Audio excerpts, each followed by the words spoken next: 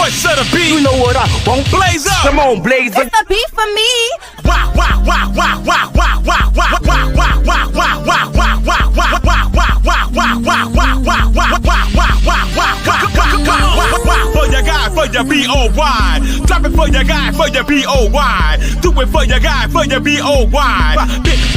Come on, baby, we live. For your boy. For your boy. Also for your boy. Fix it for your boy. Drop it for your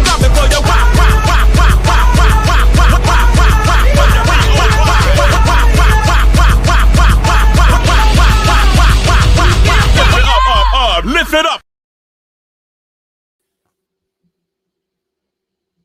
What's up? Happy Monday. It is Monday, right? Happy Monday. How y'all doing? Come on in, get the likes up on the video. It is the morning Joce. Happy Monday. Shout out to everybody in the building. Y'all come on in, get the likes up on the video. Y'all, I didn't do nothing all weekend. I was sick the whole weekend. I've been in this house the whole weekend sick, but I'm feeling much better now. I thought I was going to be able to come and give y'all an educational Friday, y'all. I ain't going to lie, but when I got off the live, the way the shivers and the chills came over me, I couldn't do it. So I ended up getting off. However, I'm back. I'm feeling better. I'm not 100%. I'm probably about 85, 90%, which is great for me. And I'm happy to be here. Happy Monday. Shout out to everybody in the building. Y'all come on in. Get the likes up on the video. We got a show to do today. Y'all come on in. The weather lately has been dreary, hasn't it? It's been very foggy. I live in Georgia. Okay, so maybe it's different in where y'all at. Let me know. But it's been very foggy and dreary and, ain't no sun out. But it's daytime, but it's kind of like almost nighttime all day anyway.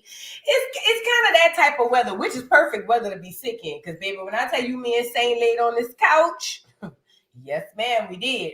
However, it's not the best weather to be up under, if you want to feel good. You know what it make me feel like how them people probably feel in London or the UK or something. Where they ain't got no sun at, where it's just, just light. No sun, just light. I don't know.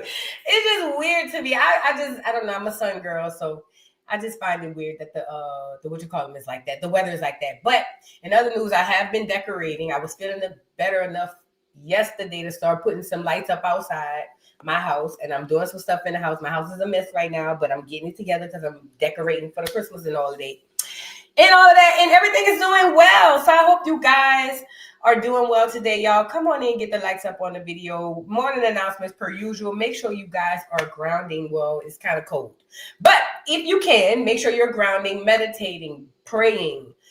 Meditating, praying, and going within is what we need to be doing. Okay?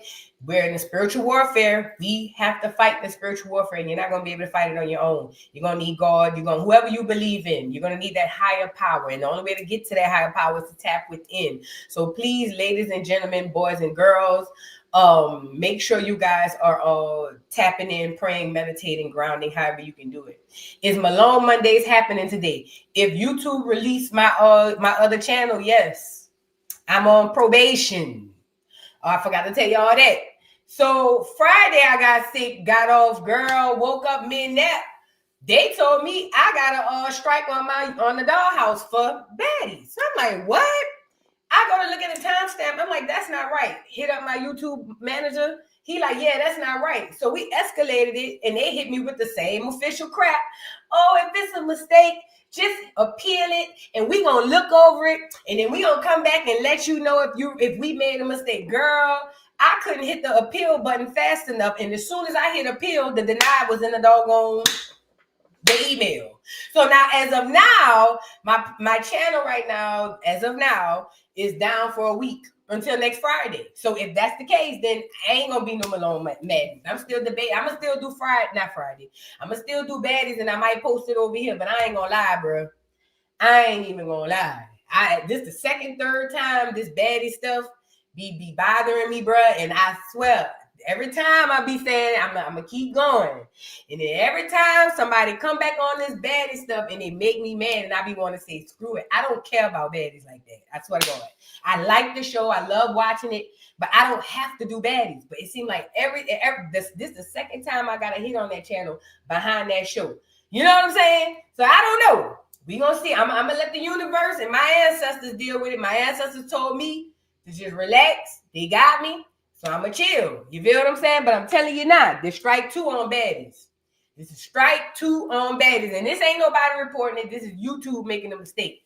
But the content itself, I don't know. It's strike 2 on baddies. I'm about to say screw baddies altogether. Because I don't really care. I like the show. I like to review it. But if I don't, it's fine too. So we'll see. We'll see. Now, it's the baddies. It's the baddies. It's the baddies. It's the baddies. And let me tell y'all something. Y'all give Krishan too much credit. Krishan. Y'all give Krishan. Is it Krishan? Who y'all think Krishan is? Some sort of evil stepmother witch? Some wicked witch of the West? Who y'all think this girl is? Y'all scared of Krishan? Y'all are, this every time something happen in my channel, somebody bring up Krishan as if Krishan is this big magical. So if Krishan had all this magic, she would be able to feed herself and her child and put a roof over her head. Y'all got to stop with all of that. Krishan don't scare nothing over here. Krishan can't touch nothing over here. Can't at all. You think I would go hard on Krishan the way that I go hard on her if I thought she could play with me like that? Come on now, y'all. So when I tell y'all stuff going on with the channel, when I tell y'all stuff, I remember what the stuff happened with my daddy. Somebody said, oh, it could have been Krishan. Are y'all insane? Y'all really give this girl power like she God, huh? That's different. At any rate, ain't worried about the snagger tooth slut. Don't care. Gonna keep dragging. That wasn't the case. That was baddies and that was YouTube. Trust and believe. You can be afraid of Rockhead. I don't live in fear. And I damn sure won't fear no snaggletooth Muppet baby. You get it? So please, when I tell y'all something going on, stop bringing up Krishan. Y'all putting too much energy and power into that girl. She ain't got no power at all. The only person she got power over is them niggas, them Crips and them Bloods. And she barely got that. They be ready to pop upside the head. Y'all got to stop with all of that. At any rate, though, it is Monday, and we'll see what baddies do. And it is what it is. This is the same old nails. I got to go to the nail shop, y'all. This is the same old nails. I got the same old nails. Anyway, y'all, come on in. We got a show today, y'all. Oh, before I finish on to what I was saying. Also, please, you guys, do your genealogy. Please, please, please do your genealogy. If you have not already, start your genealogy. It's just paperwork. You're trying to figure out not only who you are, which you know, but who you are as pertaining to your lineage. Who is your mother? Who's her mother? Who's her mother and her mother, and so on and so forth. Now, the reason for this is because we've been fighting for reparations. Well, I ain't gonna lie, I haven't been fighting for reparations. I haven't. Well, no, I have. Reparations in the form of land. So yeah, we've been fighting for reparations. We want to be made whole. We want to be prepared or repaired for the things that has been done to us. And the only way to do that is through documentation. And you're going to have to do a genealogy. I don't care what group you join. I don't care what paperwork. You got to have documentation to show who and what you are. So genealogy is the only way to do that. So you guys, please, if you can, do your genealogy. Let me also say this. I'm just bringing this up because it randomly came to my mind because me and Topcats were talking about this one day. Genealogy, I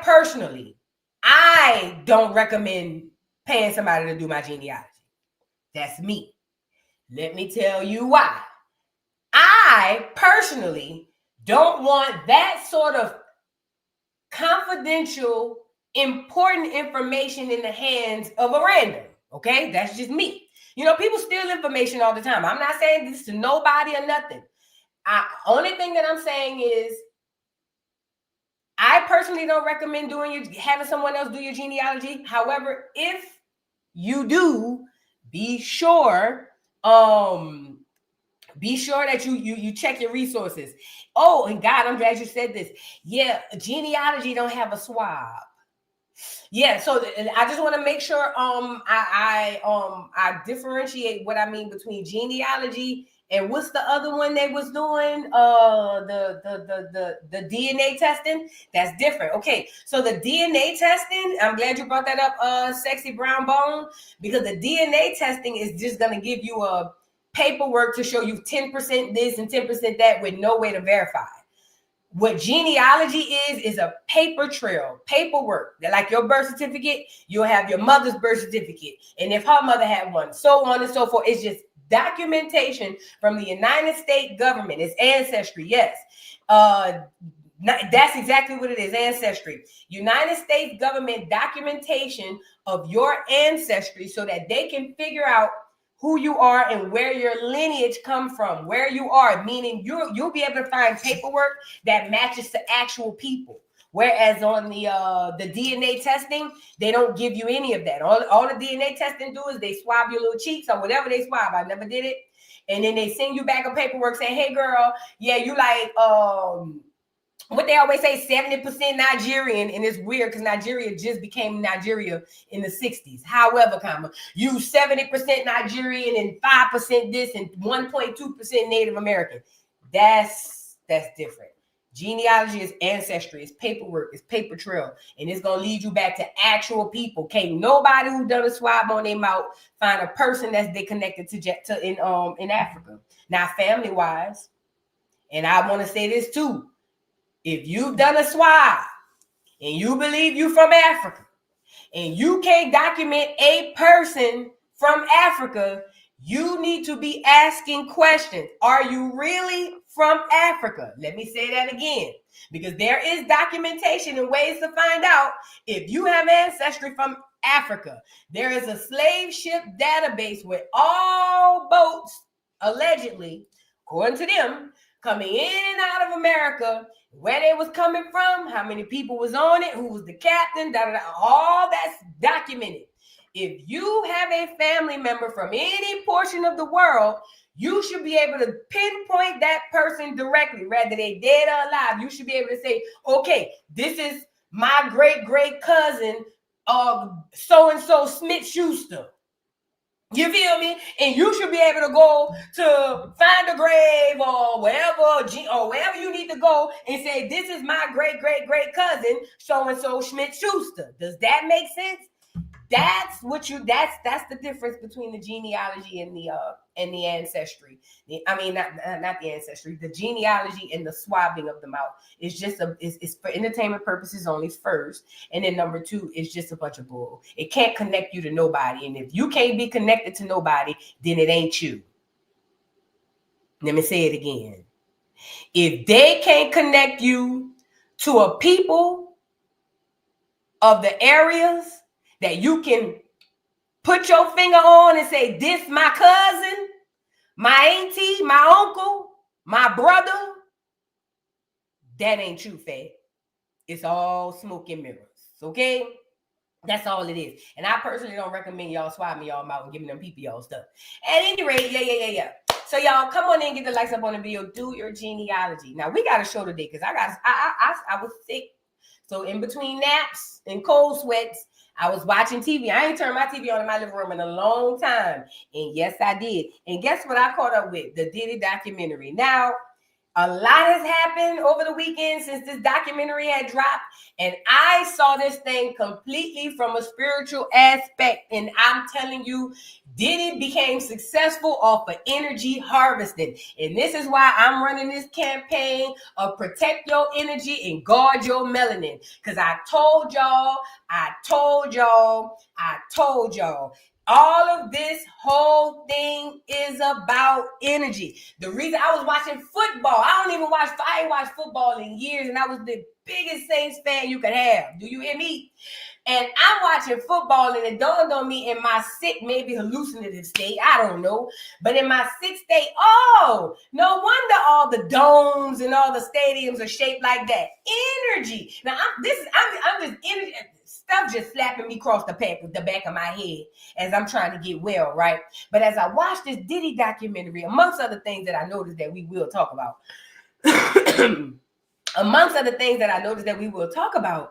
is the biggest thing was Diddy was an empty vessel, like a capsule. And he literally thrived, survived, and excelled off everyone else's energy.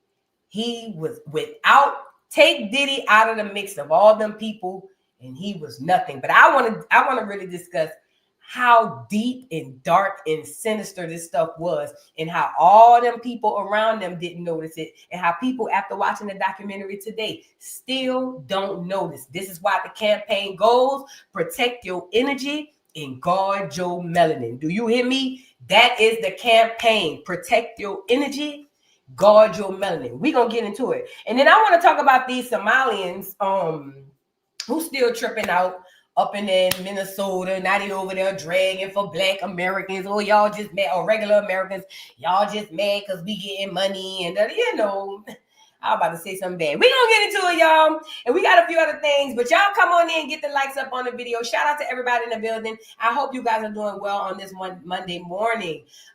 Ken's day off. Thank you so much for the super chat. Says, morning, Buen Sainty. Sending love from the Bay. Shout out to my people on the West Coast, man. Shout out to the Bay Area. I did go to the Bay, girl. But see, this was back in my unhealed day. I had a little out there or whatever. And I did go to the Bay. Well, you get it. You know what I'm saying? But yeah, I went to the Bay. I just didn't get to see much of the Bay when I had went back in the day in my unhealed days. But shout out to the Bay, man. Shout out, yeah. Shout out, man. Y'all, I love y'all. I love my people all over. I swear. Moneyland, thank you. Monlini, 1985. Thank you so much for the super chat. Says the way Boo be slapping them thighs, I just know she be reporting the news in her drawers. Love you down. Baby keeps a pair of booty shorts on. Yes. Thighs stays clapping. Listen, this is the worst part. Because I be doing it on my videos on my Love and Hip Hop when I be doing that, because I keep a pair of shorts on, girl. But look, the last few days it's been cold. I ain't been able to slap nothing. I've been having on 4-5 layers. I've been running around here like an Eskimo girl, looking crazy. Thank you so much. Thank you. Y'all get the likes up on the video, please, and thank you. How do you say it? Cherasaki? I hope I pronounced it right. Thank you for the super chat. Says, have you ever heard about the book Dan Calloway selling on Amazon, How to Do Genealogy? If so, thoughts. I have not heard of it, and I have not read it. I don't know anything about it. I can't say yay or nay. Only thing I can say, and this shout out to Dane, this is no shade to him. Only thing I can say is I personally don't trust my family information with anybody else. Nothing against Dane. I'm not talking about Dane. This is what I'm talking to you about. It makes me think about it like taxes. You know how, like, I'll give you back in the day. Back in the early 2000s, when I first started working and looking for my first income tax refund, right? Back in the early 2000s, they had this place in New Orleans, and I think it's still there, called Fast Tax. Now, Fast Tax was the biggest thing dropped down in the hood. Why? Because Fast Tax came in and said, hey, y'all, you know how the government gonna make you wait till you can file in January and you ain't gonna get your check till March? All the niggas was like, yeah. Well, Fast Tax was like, cool. We'll give you a payday advance if you file with us. So what do you mean? If you getting back $5,000, we'll give you $2,500 if you file with us. So me and amongst all of the hood niggas in New Orleans ran with our head up, chin up to Fast Tax, right? So boom, we get the Fast Tax. We all file our paperwork or whatever the case may be, girl. Got my little advance, my little $1,000. Girl couldn't tell me nothing. Wasn't gonna get them about $2,500 back anyway. But still, got my little $1,000. Didn't have to wait till March. Girl, tell me why when March came around, not only did they have their $1,000, they took their fees. And I realized, hold on, girl, y'all really juked me. Now, why is this important? Because if they can juke you on your taxes, when this reparations rally and stuff start going around, what you think they're going to do with y'all information? You don't think nobody going to be selling your information like they was doing for them PPP loans and how they be doing on taxes and jacking people? Oh, yeah, we got an agency. We going to do this for you. Come on in. And then you get on in. You ready? Yeah. And then you thinking you winning, and at the end you realize you're taking the L. To me, this is just to me. Again, I ain't talking about nobody. To me, it takes time, but I kept telling y'all, convenience gonna kill you anyway. Do it yourself, man. At least if you do it or somebody in your family that have it on lock, you know it's done by y'all. You know your information ain't casted out to this company. You know this group of people may not have sold. You see what I'm saying? That's just me. I'm paranoid when it comes to personal stuff like that. So maybe I'm just overreacting. But for those of you, if you do find somebody, go ahead if you want to. I personally don't recommend it. That's just me. So no shade to nobody because I haven't read Dane's book or anything. So I don't know anything what's going on with that. Y'all get the likes up on the video. Brian's Beauty 25, thank you for being a member for 17 months, says the patriarch of my family arrived in Virginia, a free man from Nabango, Angola, 10 generations ago. Prince Kimbundu. My Virginia roots are deep. There it goes. And this is what genealogy will show you. Does that make sense? This is what a genealogy will show you. It will tell you if you have ancestry from anywhere, genealogy gonna show you. You ain't gonna have to get swabbed on the cheek. Genealogy gonna say, yeah, girl, here they go right here. And then you get to go look through the data and say, oh, snap, this is my people. You can even go find where they buried and all types of stuff. Go pull up all type of stuff that belong to your family lineage. You get it? So please. And thank you so much for that. I appreciate you. Real Talk with Miss J. Thank you so much for the super chat. Says it would have been good as Sinners. It would have been good as a Sinners type movie. Yeah. Oh, you talking about the Diddy doc? Child, we about to get into that. What you cooking? Thank you for the super chat. Says, hey, boo, love your hair. Happy Monday. Thank you. Happy Monday to you. Shout out to y'all in the building, y'all. I really appreciate each and every one of y'all. Kenduran 624. Kenduran. I hope I said your name right. I'm sorry. Boo, me and my nigga broke up. Oh, man. So, unfortunately, I will be chewing and chewing for the holidays. Hashtag, what do the lonely do for Christmas? You know what's crazy, though? We both gonna be lonely, but at the Christmas waiting on that part saying, what do they do? What do they do? No, that's not the part that get me. What's the part I be telling y'all get me? Oh, when she say, wait, what's the part, girl? The part that really be bringing me down, girl, make me want to throw the glass at the window. When she say, a silent night, I know it's gonna be joy to the world, but it's gonna be sad for me. That's the part. That's the part make you want to break down and call a nigga back and say, you know what? I thought about it. And you know, God said forgive. You know what I'm saying? That's the part I'm going to have to win me along with myself. But you know, hopefully I'll be busy and I won't be sitting around on that looker. You see what I'm saying? Waiting for that part. Because I already got my Christmas playlist ready. And it's going to come on. I can't change it. The playlist is already ready to go. So I just hope that it ain't me and you both windmilling. Because I know that's the part that get me to windmilling. When she say that part.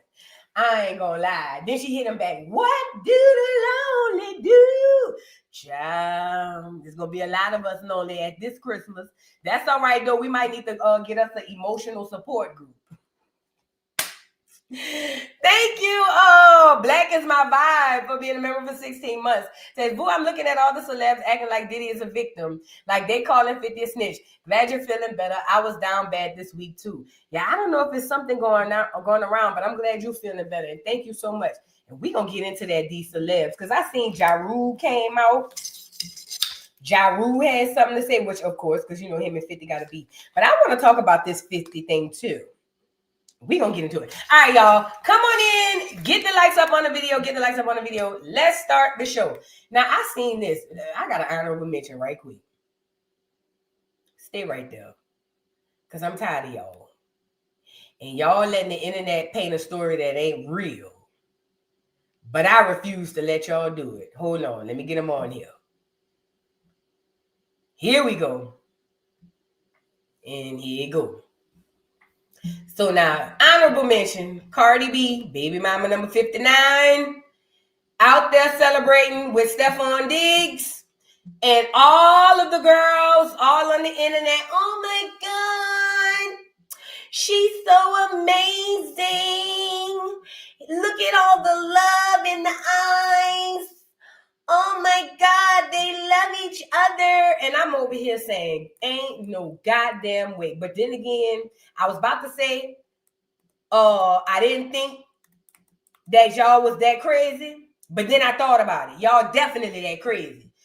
How, Sway, did we forget that Cardi is still currently married, even though she has a baby by a man who's not her husband, who also has 3-4 other more babies on the way, who has not committed to Cardi at all. At all. I'm talking about has not even came on the internet and hinted at being committed to her. Baby, I'm talking about her coochie hadn't even sewn up good yet. She could probably still get pneumonia up the coochie. But here go Cardi all down to the block with her new nigga. And here go all of the women in the crowd because they letting the bots on the Instagram tell them it's cool. Oh, Cardi, I know Offset windmilling. Ooh, I know Offset mad. Y'all do everything to make a nigga mad. So much so you would cut off your own nose to spite your face. And I don't give a damn how much money Cardi got. I don't give a damn how many surgeries Cardi got. I don't give a damn what Cardi get on this internet and make 10 to y'all like it is. That's a miserable bitch. And only miserable bitches would entertain some stuff like this to somebody that they care about. Because if it was my friend, don't get me wrong, after a while, I'll just fall back and let her play stupid. If she want to slip on the stupid ice, if she want to fall down a slippery, stupid slope, then that's fine. But she gonna know before she get to rolling and tumbling down the hill like Tumbelina, bitch, you slow as a turtle. You see what I'm saying? Because that's the type of people I like around me that's gonna pull me on the side and say, come bring your little small head ass here, girl.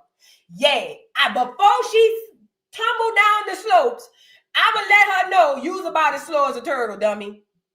Because at the end of the day, while she on the internet playing with this, we have hardly yet to see the girl with the baby with any of the children.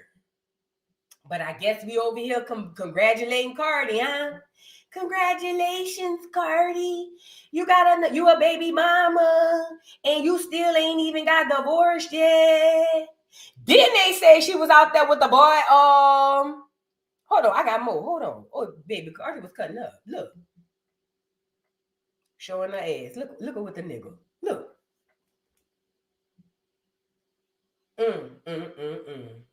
Now, they say this look was supposed to be, they say, I didn't say it. They say this look was allegedly inspired by Off Cheat. You know, remember he had channeled his MJ. They say that Cardi tried to do that. Now, I ain't gonna lie. I remember Cardi did plait the little boy hair to look like his. And that's some cutthroat stuff. But, you know what I'm saying? I digress. But this was at their little birthday party. Hold on. They got moved. She look good. I ain't gonna lie. The bitch look good. But when you're a millionaire, you're supposed to look good. Bitch, the fuck? I ain't no millionaire. Girl. She looks amazing. She's going to look amazing. She's going to look polished. That's part of the sale of it all. Look at her all with the, ooh, and all the people in the chat.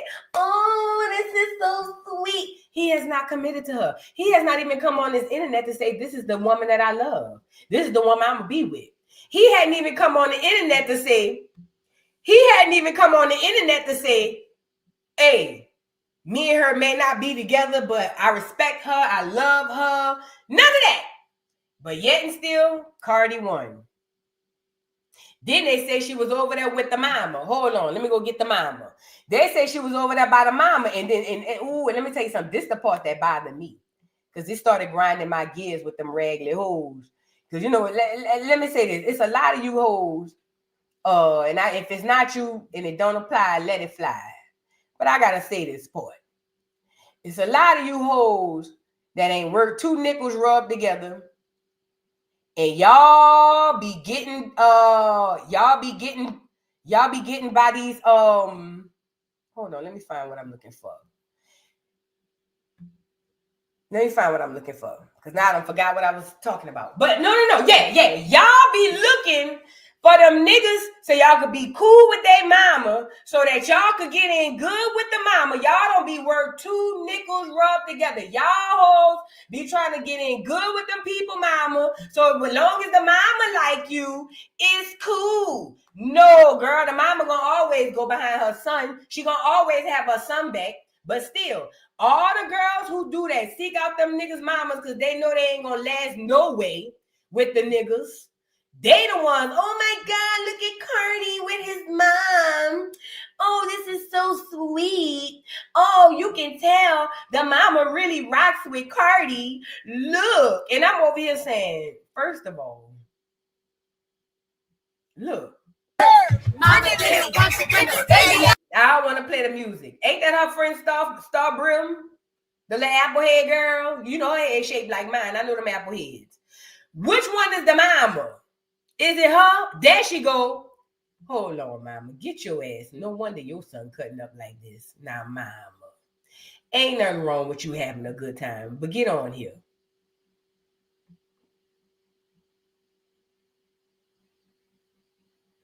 Yeah.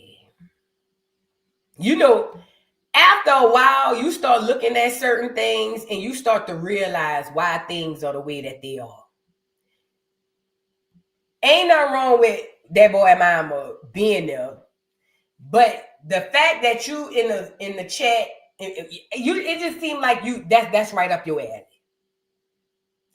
You know, it's probably a reason why he's such a womanizer. He probably see a lot of the things in these women in his mama. I don't know this to be a fact, but I just said a lot. At any rate, the girls thought that Cardi was on this big flex because she's with this boy mama. This boy ain't proposed to her. Well, he can't because legally she's married, but he hasn't proposed to her. He hasn't done it. He won't even come on the internet and really protect her as a man should. However, Cardi won. Yeah.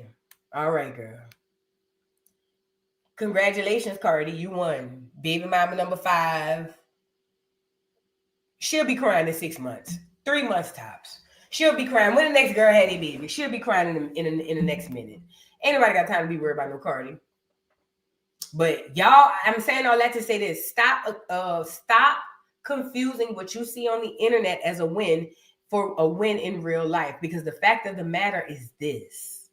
Please be mindful. That shit you be seeing on the internet is not real. It's just not. 95% of it is fabricated. Okay? Never forget that. Please never forget it. I want to add this on right here, right quick, as an honorable mention. So I was watching this clip from Big Homie CC, and he was talking about the tethers, and one of the tethers we were talking about was DJ Academics. I found this so thought-provoking, kind of thought-provoking, but so right on point. He was talking about how all the people who run in the media coming into Black American culture are immigrants. I've been told y'all that. From the shade room, the neighborhood talk, on-site, immigrants. Essence Festival was just a window into what's behind all of this. Even them sister bags I had. I remember I went and found me, I had bought me a sister bag off Instagram. You know the kind that be saying the queen was born in March and it have like the afro on it. It ain't Black owned, it's Nigerian owned.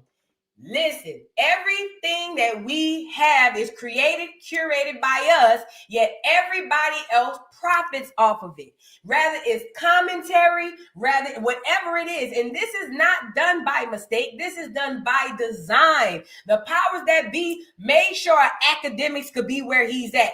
Kai Sanat, all these different people, because they understand that they may look like us, but they're not us. It's easy for them to have them throw us under the bus than for one of us. You see what I'm saying? For instance, if I were a major streamer, the powers that be couldn't come to me and say, hey, throw a wrench in their crowd and make them all beef. Because I'm going to be like, no, I don't want to do that. Because I am of the people. But if I'm going to Jamaica and I'm doing commentary on Jamaican stuff, and I'm just using Jamaica as an example, it would be easier, which I wouldn't, but it would be easier for me to sell the people of Jamaica up the road because I'm not them and they not me. I would sleep better at night throwing the people of Jamaica up under the bus because I don't have to worry about that lingering back to me or my people. And this is what happens with all of these people that they put in place. DJ Academics included, but not just him, all of these fools. They put them in place so that they can pluck them and puppet them the way that they want whenever they want to. And these people are not going to fight back because they are not you. This is all done by design, not by mistake. Y'all get the likes up on the video. Don't talk to me about an immigrant, man. Look.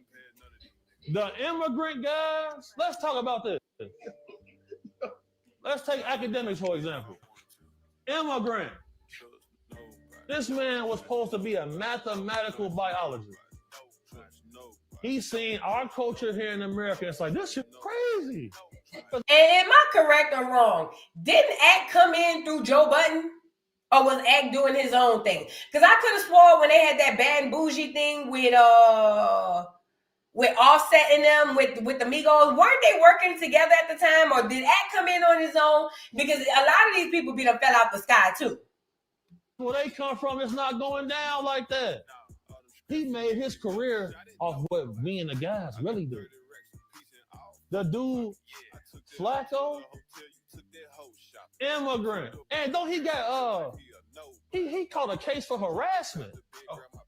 Pull that up. What's the other dude? All fresh and fit. Myron. Yeah. Immigrant. See, that's the problem. We as black men in America, the shit that they want to glorify, we trying to get away from. We not trying to come on the internet and talk gangster. We did it already. And we all sitting here by the skin of our teeth, man. So what he said was very powerful. Because this is not just in streaming world. This is in politics. This is in religion. This is in y'all government entities. This is in every system that you see. This alien invasion that they were talking about was not the green dude with the antenna sticking out the ear. The alien invasion is everybody who's not you, Black America, descendant of freemen, descendant of slave, or you, indigenous copper color Niji, you. Everybody except you is the alien, even the allies. Everybody except you is the alien. This is what the alien invasion is. We are the only ones imprisoned inside of our own beautiful world. I'll just say that. Everybody profits except us. That's the alien invasion, and it is controlled by everybody except who? Us. That's the alien invasion. The Flacco dude, the Myron Gaines, the academics, all these people are put in place on purpose. A lot of y'all mayors were tethers. Y'all didn't even know it because all y'all was looking at was they had melanin. A lot of them were tethers. A lot of y'all just put in new tether mayors that's Hispanic, and they're already in there talking about going against ICE. Congratulations, Black America. You continue to play yourself with these people. This is what I'm trying to tell you, and I'm going to tell you this for the last time. None of this stuff is done by mistake. It's all done by design. The way it's done one place is the way it's done all other places. It's not hard. This world shit is not hard to figure it out. It's only hard if you don't know where to start. Think like your enemy and you'll figure all this shit out. The same way the military is set up is the same way your United States government set up. Is the same way your Fortune 500 company set up. Is the same way your doggone McDonald's franchise is set up. You get it, and so on and so on and so on and so forth. So if they got a tether on the streaming profile, then they got a tether in the office. If you get it, don't be foolish. Now, this is the gag. We don't realize how much power we have, because we believe that the power lies within the system. Because we believe the power lies within the system, most people won't even try to buck the system, or most people won't even try to go against it. Why? Because we believe the power's in the system. It's kind of like that same theory y'all give me, but voodoo, what about Tulsa? Shut your bitch ass up. You wasn't even there for Tulsa. Scary ass nigga. What you scared about what happened 100 years ago for? And you wasn't even there to know if it even really happened. Shut your bitch ass up. You get it? It's the same type of theory. Y'all niggas either gonna be scared or not. Okay? And if you scared, go to church. The fact of the matter is, pay attention to your surroundings. It's tethers all over the place. If they're at the top, they're at the bottom. Start figuring out who is who, and start figuring out how to put the power back in your hands. And the power already in your hands. You just don't know it here. All you got to do is control the trajectory of where you put your energy.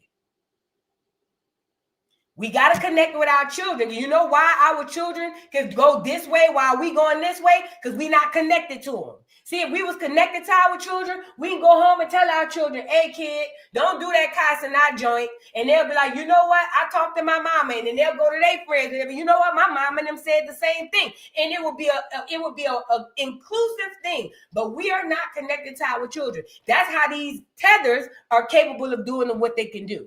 We got to connect back to our children, y'all. But we surrounded by them. This is the alien invasion. We surrounded by them. This right here is the alien invasion. And speaking of alien invasion, let's get on to these fools over there. Let's get over these fools over these Somalians up there in Minnesota. So the Somalians have been cutting up, acting a fool again. They over there let me say this. Again, y'all mayors, y'all don't even pay attention to y'all governors, and that bothers me. But these mayors, y'all vote these mayors in based off of your doggone emotions, not realizing you're voting in your enemy. They get y'all fighting amongst each other every mayoral election. They throw a bunch of bullcrap candidates to y'all, and then they get y'all to divide amongst each other, and then y'all get the win. I watched New Orleans do it. I paid close attention to the race in New Orleans for that mayor, for Helena Moreno and a couple of them other people, and I watched them niggas tear each other down. All to get Helena Moreno in there to tell us that she the first order of business is to get ICE up out New Orleans.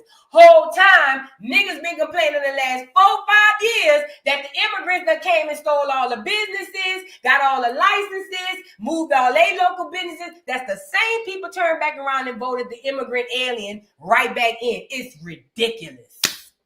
This is why I don't entertain politics, because y'all got to be crazy.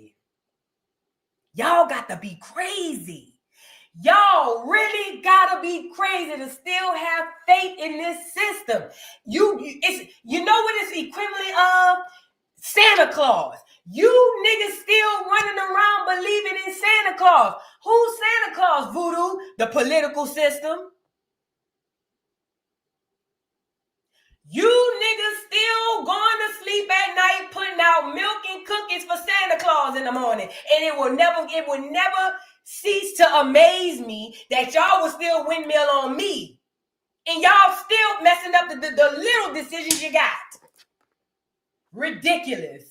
Ridiculous. Y'all will windmill on me. Y'all done voted all these mayors in who about to screw y'all even more. Watch. And Black America, shut up. Black America, shut up. Don't say nothing, because you niggas voted them all in there. Oh, yes, you did. Oh, yes, you did. Unless you in Minnesota and you a Somalian, most of you niggas voted these people in here. So I don't want to hear it. I don't want to hear it. Okay? Don't want to hear it. Now, where was I going? The Somalian people. So here they go, cutting up, showing their ass. Now, mind you, we find out they got almost how much assistance? According to Trump, Trump said they're getting 90% assistance, and whole time Black Americans can't hardly get food stamps. But let's get into it. So look, According to this, 75,000 plus Somalian Americans in Ohio. It says Columbus, Ohio is home to one of the largest Somali populations in the United States with tens of thousands Somali residents. Now, I want to ask somebody in the chat, who is responsible for dumping aliens into the cities? I'll wait. Because I don't want us to forget this. Because, see, we're going to forget this. We're going to forget this. And all it takes is one Instagram or Twitter post, and niggas going to forget this. They done probably already forgot it. Who is responsible for dumping all these immigrants into all of these Black American cities? I'll wait. Or into cities, period. I'll wait. I want to see who's going to get it. Thank you. Thank you. Thank you. Him too. Obama too. All yes. And for the people on the right, don't sigh your sigh of relief because y'all ain't on the better side of this neither. Because see, what's gonna happen is they're gonna put one more candidate in there that get y'all emotionally charged, and y'all gonna forget all of that. Y'all gonna forget. So they poured all these Somalians and all these different immigrants into our neighborhoods, took all of the resources from us, closed down rec centers, closed down schools, closed down buildings, closed down hospitals, all types of stuff. Took all of our resources, gave it to these aliens for the alien invasion, and then got you to come back and vote in another alien to keep them safe. That part went over somebody's head. I know it did, and I ain't even gonna repeat it. Okay, yeah, let it simmer. Then it goes on to say, who is this? Elham Ishmael, our hero Saeed Muhammad Abdullah Hassan. Look at they naming streets. Is honored with the road named after him in Ohio, USA. The Somali diaspora is doing a great job. Thank you, Ohio. Y'all don't even realize you're literally helping to give away your land, Black America. You're physically gift wrapping your land and saying, here, you're literally saying, I'm a Black American. I've suffered hundreds of years of oppression. I have zero to nothing on my own. But here, illegal alien, Somalian pirate dude, come on in, take all my land. Take here, name your street. Yeah, they naming streets, my nigga.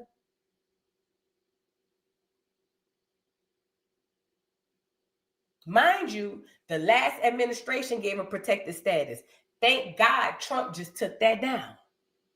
And I be still seeing people on Facebook, Black Americans talk about, oh, it's sad what ICE is doing to them people. Oh, and any nigga who got so much heart for an ICE person, I hope they pick you up too, bitch. Yeah.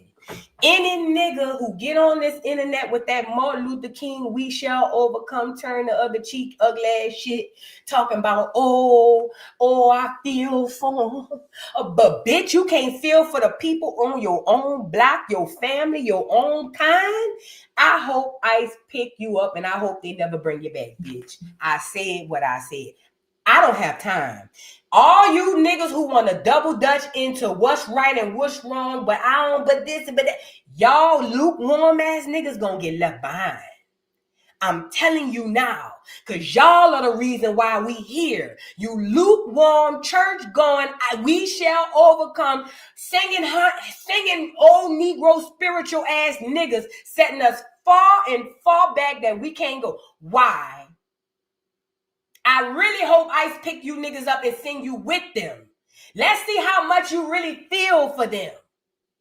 They taking your land. You might need to do your genealogy and realize that the street that this person just named after belonged to your great-great-great-grandfather or great-great-great-grandmother. Whole time, you over here worried about what ICE doing to a bunch of pirates? Look at me, I am the captain now, ass pirate ass, big light bulb head ass niggas. Y'all are insane. Y'all are insane. Give all the land away, because that's all we doing. Just giving it away. Lift one another. We are all here today one another because we believe in Somalia. We believe in unity. That's why we are here today. So to that I say, make sure you are registered to vote. Make sure that you are engaged for the next few months. I will need a lot of volunteers to help me knock doors, to continue to collect signatures, and I will need all of you to reach out to your neighbors and to lift one another. And let's be clear, Black America. Don't look at these faces as children. Look at these as their future leaders. Do you hear me? I need you niggas to start opening your eyes. Touch that one. You see them children on that stage right there? That ain't no random regular, oh, just grab some Somali kids and put them on there. That's their future leaders.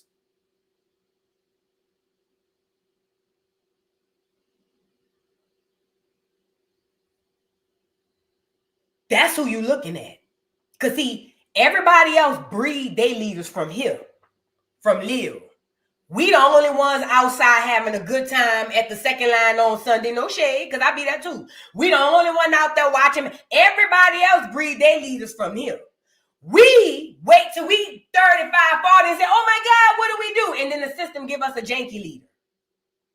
So they breeding their leaders in our America. Yes, in our America, Belinda. Breeding their leaders, making sure all their people could go vote so they could keep their leaders in place and steal my land and your land. This is the alien invasion. aad baan rabaa marka ugu horeysa inaan uga mahadceliyo runtii TV qaranka iyo maamulkiisaba waa laba waxoo taariikh runtii oo aan ka sameynay gobolkeena Ohio, especially. I'm gonna read it. I'm gonna read what he said. He said there's two major achievements. There are two historic achievements that were. Let me see. There are two historic achievements that were made in the state of Ohio, especially Columbus City. The first thing is Saeed Muhammad Abdullah Hassan. He is the father of Somalia, whose dignity and honor is unequaled by any other Somali throughout the history. I pioneered the idea of commemorating, and even before I got elected, if anybody is worthy enough to have a street, oh, that's the dude with the street named after him, is Saeed Muhammad. And its history have to name a street in Columbus, Ohio after him. We have 20 more different political representatives. And of course, Ilhan Omar is our representative on the federal level with the state of Minnesota. We have more than 10 representatives in the city and the state level. We have established a tight-knit organization. We are all in one room, group chat. Our main objective is to discuss things that concern Somalia. It's our country. Hold on. You're going too fast. Hold on.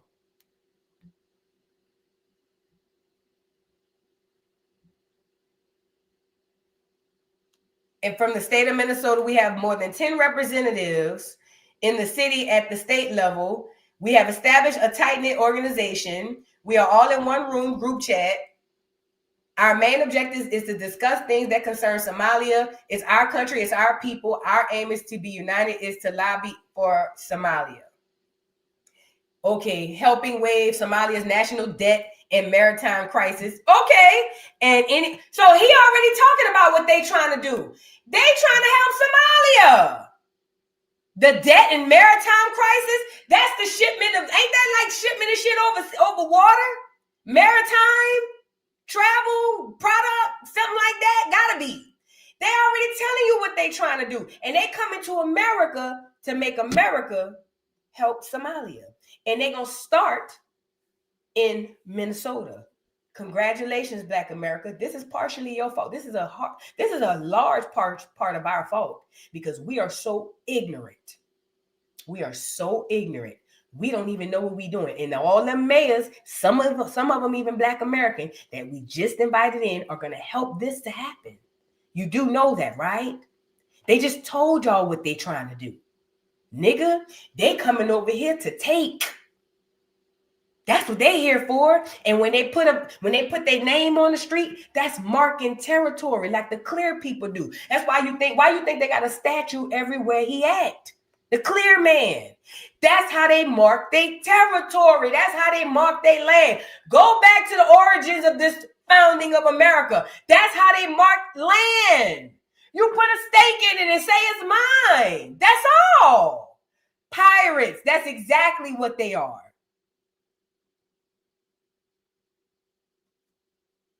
So all you niggas, when I say all the black people in here, oh, but I feel for the people for ICE, and then lying, making it seem like they just randomly picking up niggas. Y'all is lying on the internet, because I done walked through this doggone city. I done walked through New Orleans, Atlanta. They ain't never randomly stopped me, and I ain't never seen them randomly stop no niggas. That stuff I be seeing on the internet that y'all be going repeating after each other because you want to have a cause to feel some type of way for. Dear Black America, if you want to feel a way for a cause, feel a way for a cause for your own people, like the Somalians do. You heard that man mention any other group of people other than the Somalians? Nope. Go ask the Vietnamese. You ever heard them mention any other people other than Somalians? Nope. Then the Vietnamese? Nope. None of the Asians, none of the Hispanics, none of the Africans. We the only ones sitting up there looking duck, duck, goose. Oh, but I feel so bad. None of them look at you when you going through your oppression and feel bad for you. But here you go feeling bad for them. Then telling those of us who say, fuck them, then you gonna come back and tell us that we wrong. That's why I say you lukewarm niggas, y'all gonna perish. All you double Dutch, hopscotch, a lot of you niggas, a lot of you bitches love a good game of hopscotch. You some old, you feel what I'm saying? Y'all not gonna make it. Y'all are a detriment just like the aliens. You just as bad as the aliens. I swear to God. Because with that logic, that allows for the aliens to continue to take over our land. Y'all gotta go. And guess what? It made me think about this. When I was in my shower after I meditated and I prayed, that's when I get my best downloads. It dawned on me. Now I can see why at some point in time in history, we had a slave class of black people, and we had a middle class of black people, and we had a high class of black people. Because this is the unfortunate truth to y'all. I got to say this part. There's still going to be that large class of black people that's going to be in slavery, and there's nothing that the rest of us can do about it. Yes, they had rich black people amongst the slave black people. And I couldn't for the life of me all the way up until the last couple of days say, how could you be rich or how could you have this and not want to go back and help your people? But now it makes sense. 2/3 of you niggas need to be where you at. Y'all want to be there. You love it there. You live there. You vacation there. You have the best times of your life there. We need to leave you niggas there. And we can't allow but how dare you as my family and my brother's kid. We can't do that. Some of you niggas need to be slaves. Yeah. Now I understand. Niggas walked amongst the slaves in the early 1800s and beyond because sometimes some niggas needed to be slaves. And I'm coming to the conclusion. Okay? Everybody ain't gonna get saved, but all that lukewarm stuff is gonna get you caught up. This is a spiritual warfare we are fighting here. All of that lukewarm stuff will get you caught up. I promise you. Now I want to move on to this Diddy documentary because I don't want to spend too much time. Y'all get the likes up on the video because let me tell y'all something. Oh no. Hold on. Please be mindful, Black America. Sorry. Please be mindful, y'all. The Somalians are a very, very, very small group of people. However, it is a representation of what's going on a grander scale of things, right? We looking at the Somalians, but what are these other groups doing? Okay, that's the question we need to be asking ourselves. And then what are we doing about what we know is going on? Are we still in the same repeated BS cycles of this political stuff that's all set up? I told y'all that political game is rigged. You're not going to win. It's not made for you to win. That's why it's the political cycle that it is. And that's why everybody has continued to win except you. However, if you just insist on running behind this cycle and you continue to run it through the same pits, of hell and damnation and not figuring it out and back to scratching your head, and then the next 4 years, you got to start to realize it's you. It's you. I don't do this thing. I believe we need our own systems, period, independent of their system. That's what I believe. But who am I? I know that over the last 100 and some years, we've been under their system and ain't got nothing. Everybody else, even the pirates, nigga, even the Captain Phillip pirates could come to America and turn up on us. Let that sink in. The Captain Phillip niggas, the big Christmas tree ornament head niggas coming from dirt and nothing. They could even come to America and raise up on us. Man.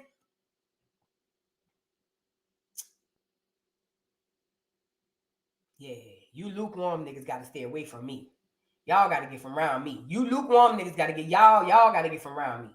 Because y'all going to mess up my energy. Y'all going to mess up my energy.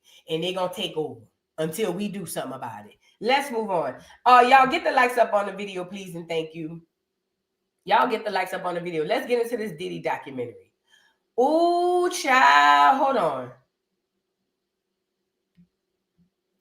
Black is my vibe. Thank you for the super chat. Says preach. All we have to do is follow their lead, stick with our own, and we'll get it back. We don't even have to be loud about it. We just got to do it. Facts. That's all. You see how the Somalians, that's the craziest part. The Somalians stick together. The Vietnamese stick together. Everybody's sticking together except us. All we got to, and when I say stick together, ain't even got to be black people. Ain't even got to be black American people. Your kind, of course, black American, but your kind amongst the black American people. Because I'm not working with niggas. I love niggas. I love partying with niggas, but I don't want to work with them. No, God, no. Shit, God. Love them down to the ground. Just don't want to do no business with them. You get it? Find your like-minded people amongst your tribe, and we need to just start building. Thank you so much for that comment. That really summed it all up. Sir Will, thank you for the super chat. Says, hey boo, just want to let you know that they caught one of my little cousin murderers. Oh, I'm so happy for you. I am so happy, Will. Oh my God. Your family's in my prayers. And I'm so sorry that happened, but I'm glad that you got that kind of news. Keep up the good work with everything, and I hope everything works out for y'all. Thank you, Will. Y'all get the likes up on the video. Thank you, Black is my vibe, for being a member for 16 months. I think I read this one. Vu, I'm looking at all the celebs acting like Diddy's a victim. Okay, yeah, they call it 50 a snitch.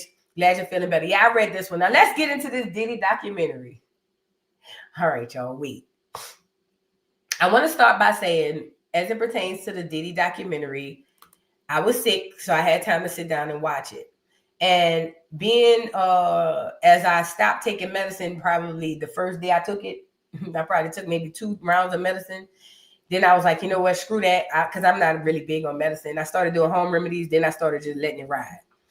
At any rate, this documentary comes out on 50 Cent, with 50 Cent, 50 Cent does this documentary on Diddy, right? Now, this documentary is about Diddy's past, his criminal past, which is what he should have been tried on. Not that BS that we seen on the trial with Cassie. Cassie was a victim of violence and maybe some other things. Cassie got her 30 million. Cassie should have settled her fast ass down somewhere. Period, point blank. Listen, I'm not saying that she deserves what she got. Nobody deserves what she got. She got $30 million. That was a wrap on Cassie. That whole case, the Mann Act case and all that stuff, it went the way it was supposed to go. But what he should have been on trial for is everything that was in this damn documentary. This is what we needed to be out here hollering about. Not the oil with Cassie, not her and Capricorn Clark figuring out that Capricorn Clark really was mad because she wanted a little piece of Diddy. You know what I'm saying? And then finding out they telling us Diddy coming out like superheroes, pushing his coat to the back and jump kicking bitches cross field goals and shit. We didn't need to know none of that. None of that mattered to nothing. Nothing. That was all a ploy to take his money. What we needed to talk about was the criminal things that this nigga Diddy has done over the past. And if you are my age or around my age, I'm 42. I was there when the diddler was diddling, okay? I was there when Puffy was puffing, okay? I was there when we found out the nigga name was Sean. Do you hear me? I was there. I was there. I was there. I was there. So you can't tell me what I'm about to say. And I remember that nigga. And I remember when I first found out about him was through the Biggie B.I.G. Smalls. That's when I first found out about the nigga. Because let's be clear, I'm from New Orleans. We didn't know much about you New York niggas. Didn't. Only knew the old niggas, the LL Cool J niggas. You know what I'm saying? Them 80s niggas. Because we was remixing their songs. We wasn't really rocking with y'all like that. Until Biggie popped up, then we was like, oh, all right, little fat ugly ass nigga, cool, he can rap though. We got Biggie on the ones and twos. Pac was already taking over everything. You feel what I'm saying? So it was kind of like a little 1-2. And I remember the first time seeing Diddy, I didn't even know he was the producer or the manager. I just thought he was like the Flavor Flav type of nigga, like the hype dude.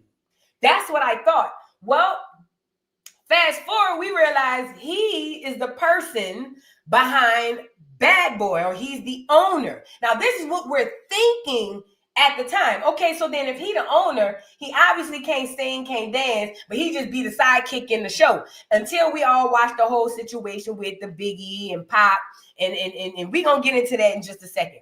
But I'm saying all that to say this. It makes me question one or two things, and this is what I believe. Number one, I'm asking, what is the purpose behind this? Are they doing this to come back and charge Diddy later on criminal stuff? Or is this just another ploy to drag his name through the mud so by the time he finished his sentence, he's ready to jump off the bridge? Or both? I don't know, because I'm trying to figure out if this type of information is out there, even though a lot of it is speculative, because I went through the doggone thing. But if this type of information is out there, why wouldn't this be the stuff that Diddy was brought to trial on? Because they didn't want him, obviously, at the time on this. But I find it odd that now that he's in jail, 50 Cent lands all of this new equipment, this footage that nobody's seen from right after or right before Diddy got arrested. He's got all of this tea and all of this stuff. I'm saying, what is going to come of this? Is Diddy going to be tried for this? Because this is what he needs to be tried for. This is what he needs to be in prison for life. Not just the Tupac bit. Now, I learned a lot about the Tupac bit that I didn't know. But I can tell you from what I knew back then, we all knew Diddy was a flunky. Every single one of us knew Diddy was a flunky. Diddy didn't come from flunky to master or flunky to big timer until that nigga became a millionaire after Biggie died. And I want to say this, I never forget that day I seen that nigga come out on the award show doing all that. Every step of day. When that nigga was doing all that, and I remember seeing it as a kid saying, something ain't right. Something ain't right. The way that nigga Diddy bop all through that award show, I knew it. I said, something ain't right. Well, child, let's get into the documentary. So let me tell you what happened, girl. So apparently 50 Cent got this documentary. Let me say this before we get into this. 50 Cent is definitely mad about the bitch. Two things can exist at the same time. This documentary needs to happen, and 50 Cent is a bitter bitch. Diddy must have definitely gave the bitch the hurt and told the girl to come back to 50. She had to get the hurt to 50. It had to be something bad. Listen, what I found out through this documentary is Diddy's biggest claim to fame with people he thought were his competition was stealing a girl. He stole Misa from Eric Sermon. I used to think he had the prettiest eyes. He stole Misa Hilson. That's the first baby mama from Eric Sermon. He stole Kim Porter from who he got got Kim Porter from, y'all? Who Kim Porter was with before Diddy? Kim Porter was with somebody. Then he took Cassie from Ryan Leslie. L.B. Short. Thank you, Black Bunny. Thank you, London. Yeah, LB. He he collected women from other men like infinity stones. It's almost like it made him feel more like a man. Every woman he took from a nigga. Every single one of them. And the baby mama that's for 50 is one of those women. And I believe, this is just what I believe. I believe, because remember it came out allegedly that the girl might have a herp. Allegedly. I believe Diddy wiped the floor with the baby mama and 50 was in love with the bitch. Then he got the bitch pregnant and she had the baby around there playing with Diddy. I think Diddy might have had her bring him back to herp or something. Some guy did something. Again, I'm not saying it's wrong for the documentary to happen. I'm going to acknowledge that. I want the documentary to happen, but I'm acknowledging two things. 50 this is a personal situation. And let me tell y'all something. It's almost always behind a woman. Most of your wars in history have happened behind women. See, the thing is, in 2025, men have this ego to where they don't like to admit that it was behind a woman. But a lot of the times, this stuff be behind a woman. Okay? And I believe when Pac got back at Diddy and he got Faith, that was a get back at the whole bad boy clique, but in specific, Diddy, not Biggie. Let me tell you why. Biggie was catching strays now and he going west. Because Diddy had a heart, according to this documentary, Diddy had this deep hatred and jealousy of Pac. And it makes sense. Pac was fine as fuck. He could rap. He handsome. Wonderful with the ladies. Amazing with the children. A scholar. Like Pac was like, if you had to draw your nigga on a sheet of paper, what you would want, that was Tupac. Diddy was the weird, long-faced looking nigga with the overbite who really just made it because, who really had a couple of dollars coming in the game. According to the documentary, they claiming that Diddy was jealous of Pac and basically offered all types of money. Talking about it didn't matter, $1 million plus to get Pac killed. I know they not lying because then the best friend came on here, Diddy's best friend, and we're going to give it to him. The best friend came on here and said that Diddy asked them to basically mirror Bad Boy after everything that they were doing off the West Coast. Now that connected so many dots because they wasn't lying. It was the West Coast who came out. Before Public Enemy and all them boys on the West Coast came out, them niggas was in New York hollering about they paid in full. Them niggas was on that Big Daddy Kane, and we love that Big Daddy Kane. But them niggas was over because I don't like to dream about making no cheese. Da da da da da da da da da. You know what I'm saying? Them niggas was still riding the beat, popping it off. It wasn't until the West Coast came with all of that gangster, all of that back and forthness. That's when that stuff became worldwide. But I told you that's a CIA operation within itself. So it was supposed to do that. I believe Diddy was placed where he was. Mind you, Diddy has no talent. Diddy has nothing. He's just a vessel. That's it. So boom.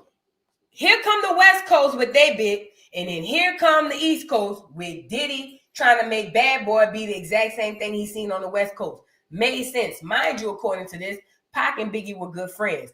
I've always knew that Biggie didn't want to go to Cali. It just made common sense.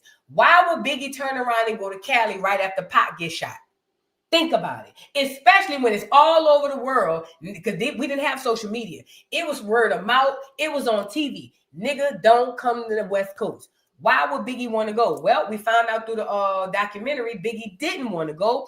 Biggie actually didn't want to go, but said that he would go if he can go to London with Diddy's best friend to do some other work. And then that ended up not going to plan.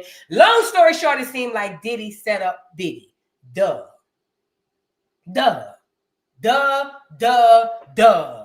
I figured that out back then. Okay? I figured that out back then because the only person to prosper after Biggie and Pac was dead was Diddy. Now, let me make you laugh even more. Fast forward, I hear that he had freak offs on Biggie's birthday.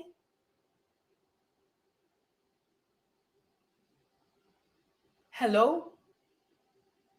Mind you, he already did the big energy harvesting situation with the Every Step I Take performance with the white boy singing the song with Faith looking like she about to cry because she's scared for her life, but she got to sing her tune. You feel what I'm saying? And then every year you have these freak offs on Biggie Day. If that ain't sexual harvesting or sexual energy harvesting, sacral chakra. See, what I learned was Diddy was energy harvesting through this whole time. I'm talking about from the moment he stepped on the scene. That's why everything and everybody he was around, what did he always say? I need your energy. I need your energy. I need your energy. Because he was like an empty fucking vessel. I'm starting to wonder if Diddy is even real. I ain't even lying. Like toward the end of it, it's almost like he was a soulless vessel, like with unlimited space to just grab people energy and just take it in and then take it and make millions of dollars to this nigga.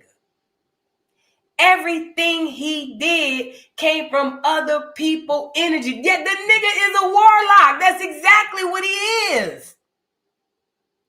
First of all, think about Biggie's career. Every time you seen Biggie, you seen Diddy dancing. He can't rap. He can't do nothing. All his whole career was contingent upon him being with somebody else. He don't have no talent of nothing. He can't rap. He can't write. He can't rhyme. He can't sing. He can't dance. He can't do nothing. Yet and still, he's engulfed in these freak-offs, which if you know about sex rituals, then you already know that's one thing within itself right there. The sex rituals. It made me think about the semen. Remember the dude said that they would collect his semen in a cup, and then he asked Cassie, what would you do when you walk away with my semen? Didn't Cassie say sometimes I'll let him play with it or he'll drink it? Man, you don't know what they was doing with your shit. This nigga Diddy was a billionaire. He could have created 10 more clones of you, nigga, and be having his own freak offs and you don't even know it. The ignorance of not understanding physical or spiritual warfare, the dangers of that is that. Like, what in the world? That should have been a huge red flag. If you understand sex rituals, you understand what happened. First of all, some people have healing powers through their sacral chakras, okay? Some people do. I don't know if Cassie have it, but he was even harvesting her energy too. And I told y'all back then, I think he was living vicariously through Cassie, and he got enough money to where he could probably find some type of contraption to see how it feels to have sex as Cassie. I've been saying that. I said that. Yup. I don't know where it came from. It came out my head. That nigga Diddy got enough money to where he probably was finding ways to get an inventor to find out how it feel to have sex as Cassie, bitch. That's how weird this nigga is. There's all types of stuff you could be doing that y'all don't know nothing about. That we just be around here chilling, acting cool. Protect your energy, guard your melanin. Protect your energy and guard your melanin. We just running around here random, bye. Not even knowing it. Even the dude said, oh, yeah, after he asked Cassie, they stopped asking them for the semen. Why you think that is?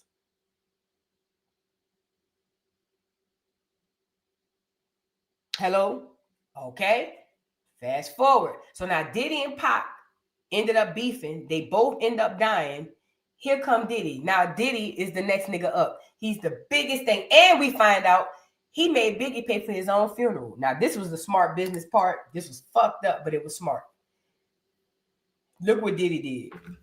So Diddy got the business, bad boy, but ain't nothing in his name. Diddy is an employee. This is fucked up, but it's good business. It's great. Actually, it's intelligent as fuck, business-wise. But it's messed up to the people you do it to. This nigga Diddy was paying himself as an employee. So none of the money was coming directly to him. But this nigga was paying himself as the producer. This nigga get on here and pay himself as the writer. The nigga owned the studio. So even if you went in the studio and did, then you in a hole for the studio. That nigga was paying him, and he was paying himself in every which way he can, taking money out of the person pocket. And this the worst part. Even Bab said it. Her lawyer looked at the paperwork and told her, oh, he just offering you fame and no money. And Bab said, I still signed it. But I ain't gonna lie, back in the early 2000s, I probably would have signed it too. At 19, 18, 19, 20, 21, I probably would have signed that bitch too. And that's what they play off, the ignorance. This nigga was getting paid off for everything. This nigga made Diddy made Biggie pay for his own funeral. He came out and said, we're gonna throw this big, large, grandiose funeral for Biggie, and then realized it was getting too heavy and said, I'm gonna make Biggie pay for his own funeral in debt. And did it, allegedly.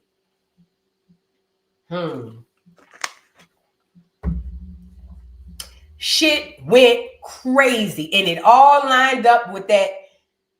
Let me back up. It also lined up how his career became what it was. Because then after that, obviously the Biggie and stuff died. Then the Mace stuff went down. Y'all remember him and Mace was together? Well, do y'all remember when Mace went off on him after they split up?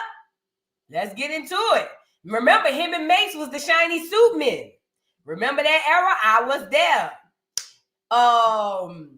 What was the song used to be back there with Mace? To me, nothing personal. Ain't nothing work for me unless it work for you. Wait, how it go? I can't remember the song. But Mace was that dude. Everybody wanted to see Diddy and Mace. They was the shiny suit dudes. Well, all of a sudden, Mace fell out with Diddy. And he said before he went to the church. I forgot, we gon' make it. Oh, yeah, and been around the world. I've been around the world. Yeah, I remember all of them. Yeah. So look. They broke up. Look what Mace was saying to Diddy after they broke up. Hold on. Let's start with your mother. Your mother got the receipts. Everything is in your mother's name. That's the one who got the receipts. You need more proof, nigga? Biggie ain't here, so Big can't give you no receipts. He dead. Craig Mack can't give you receipts. He dead. What are you talking about? Who else? Black Rob can't give you receipts. He dead. And everybody else you made sign paperwork so they can't talk about what I'm talking about. I'm the only one with the guts. You're not signing because I ain't need the money. All money ain't good money. Remember that. You know who to play with, nigga. I miss hood gangster Mace. Even though he a Harlem nigga, we don't really see a lot of gangster in him. But I just like the way he act. At any rate, this was when This is when Mace had fell out with Diddy. And Mace had came on here and said that basically Diddy got all the receipts in his mama name. Now, we saw that on the documentary. Everything was between his best friend and his mama name, right? This was a way for Diddy to not have his own hands directly into it, but be paid as an employee. So when Mace was going off saying, you know where the receipts at, it's all in your mama name. Big can't tell you, Craig Mack can't tell you, Black Rob can't tell you. These are all people that Diddy stole money from. Not just money, stole their lives, their careers. And when you steal these people's energy, you literally can deplete them for the rest of their lives. Look at the Craig Macks of the world. Look at the Black Robs of the world. Look at all of the people that Diddy done screwed over from Bad Boy. These people are depleted. 99% of the people who sacrifice, sacrifice, but 99% of the people who signed to Bad Boy are depleted. The only person that came out on top was Diddy. That should have been the biggest red flag. I knew back then, if you signed to Diddy, you're going to be famous, but that's it. That's it. But this the problem with people, and this is why we're going to always get ourselves caught up. We allow fame to be currency. That's not enough. It's not. And Diddy knows that. And that's what Diddy has used to get over all of these people. Again, what Diddy need to be in jail for the rest of his life is this. But this is different than just the physical stuff we seeing on the 3D plane. This nigga is literally energy harvesting, even when he was with Mace. Once Mace went away from Diddy, that nigga tried that solo shit. He tried the dirty money shit. We didn't want to see them weird looking face assholes for the most part. No shade. And we gonna get on Dawn. We didn't want to see them weird face looking assholes for the most part. You feel what I'm saying? He tried the little solo thing, then it went kaput. He had no one else's energy to harvest. When Diddy was at this top of his top, he always had the best energy to harvest. He had Diddy. He had Biggie. He had Mace. He had Faith Evans. Hell, Carl Thomas. Everybody. Black Rob, Craig Mack. All of these people. Even Tupac. And I believe he did some type of weird ritual after the Tupac death and the Biggie death. And I think that's what really made him go whoosh. Yup, Loon. What's that? Mario Winans boy. All of them writers behind the scenes. Mace, I didn't realize it until he came out years ago and said that he wrote most of that stuff. Diddy don't have no talent. He just harvests energy. And if you don't realize that's what you're doing, then you're going to fall for the trap. And Mace got the hell up out of there and played preacher for a little while, but I call cap on that. Let's get into this Mark Curry situation. So now Mark Curry was on that We Ain't Going Nowhere. Was his part, I'm the definition of half man, half the drugs, no, that's Diddy. Bad boy, that's what's up. Whoever used to be writing that shit used to be fired. Whoever used to be writing Diddy fire, he used to be fired. At any rate, listen. Mark Curry comes out and he said that he wrote a song for Diddy, and he was talking about how hard it was for Diddy to even catch the music, to even catch the sound, the beat. I'm telling you, it's like this fool was an empty vessel, and he can only do what was around him. This is why he kept certain artists and certain people close to him, because without them, he is nothing. It's almost like having to plug your phone in for it to work. Diddy needed an outlet to plug in. Without an outlet, Diddy is just a stale freaking nothing. Okay, let's get into a little bit of what Mark Curry was saying about trying to get Diddy to do this verse. See my errors, know my faults, time halts, see my loss, break the faith, fall from grace, tell me lies. I hope they don't strike me. Time flies, close your eyes, come with me. Right? That was my version. Right? He go, hear my cries, hear me calls me. See my faults, see my errors, know my faults, time halts, see my loss, knowing I be like, bro, that is not what I said. So, okay, that was the dude, Mark Curry, talking about how he wrote the verse for Diddy. But one thing I noticed in his segment, he talked about how him and Shine stayed in Diddy's brownstone. This is no shade to the brother Mark Curry, but this is a lesson that we all got to learn. I'm a woman, so I'm going to speak for myself as a woman. Anytime you got to live off of a nigga, you already lost. You already beholden to his will. Anytime you have to depend on a nigga to feed you, shelter you, clothe you, pay you, you already lost. You know what it reminded me of? I think Cadillac Records. What was his name? Candy Uncle. Ooh, smokestack lightning. Remember when Chess tried to run him the advancement, and he was like, nah, I don't need no advancement. Pay me what you owe me. And Chess was like, well, what you mean? And he was just like, I don't need that money. He was like, I don't want no advance on nothing.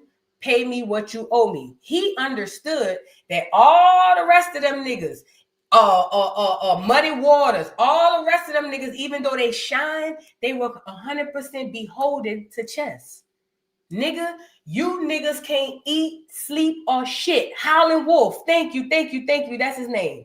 Howlin' Wolf recognized you niggas can't eat, sleep, or shit without Chess's approval because he literally takes care of you. So much so when what's his name? When he died, Howlin' Wolf had to come in and pay for the funeral. Them niggas couldn't rub two nickels together.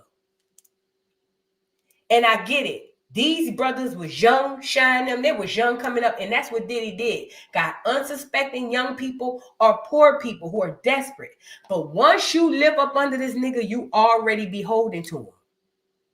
So when Mark Curry said him and Shine moved into the spot, and then he was like, oh, he played me for this and he played me for that. He don't feel like he played you because, nigga, he took care of you. Even though it ain't right, even though he owed Mark Curry this, that, and the third, the moment you decide to have a nigga take care of you, that's what it is. And I'm a woman, but I would assume if I was a man, took him shopping and everything. Yeah, Tina, took him shopping. Yeah. Listen, Diddy didn't change his MO. He ain't never changed his MO. Okay? Let me tell you something. Once you move up under this nigga, it's a wrap. So yeah, he played you out the music, but in his mind, bitch, I took care of you. Don't be the niggas on Chess Records, is what I'm trying to get you niggas to see. Be Howlin' Wolf. Sometimes your independence is much more priceless than your dependence on someone else.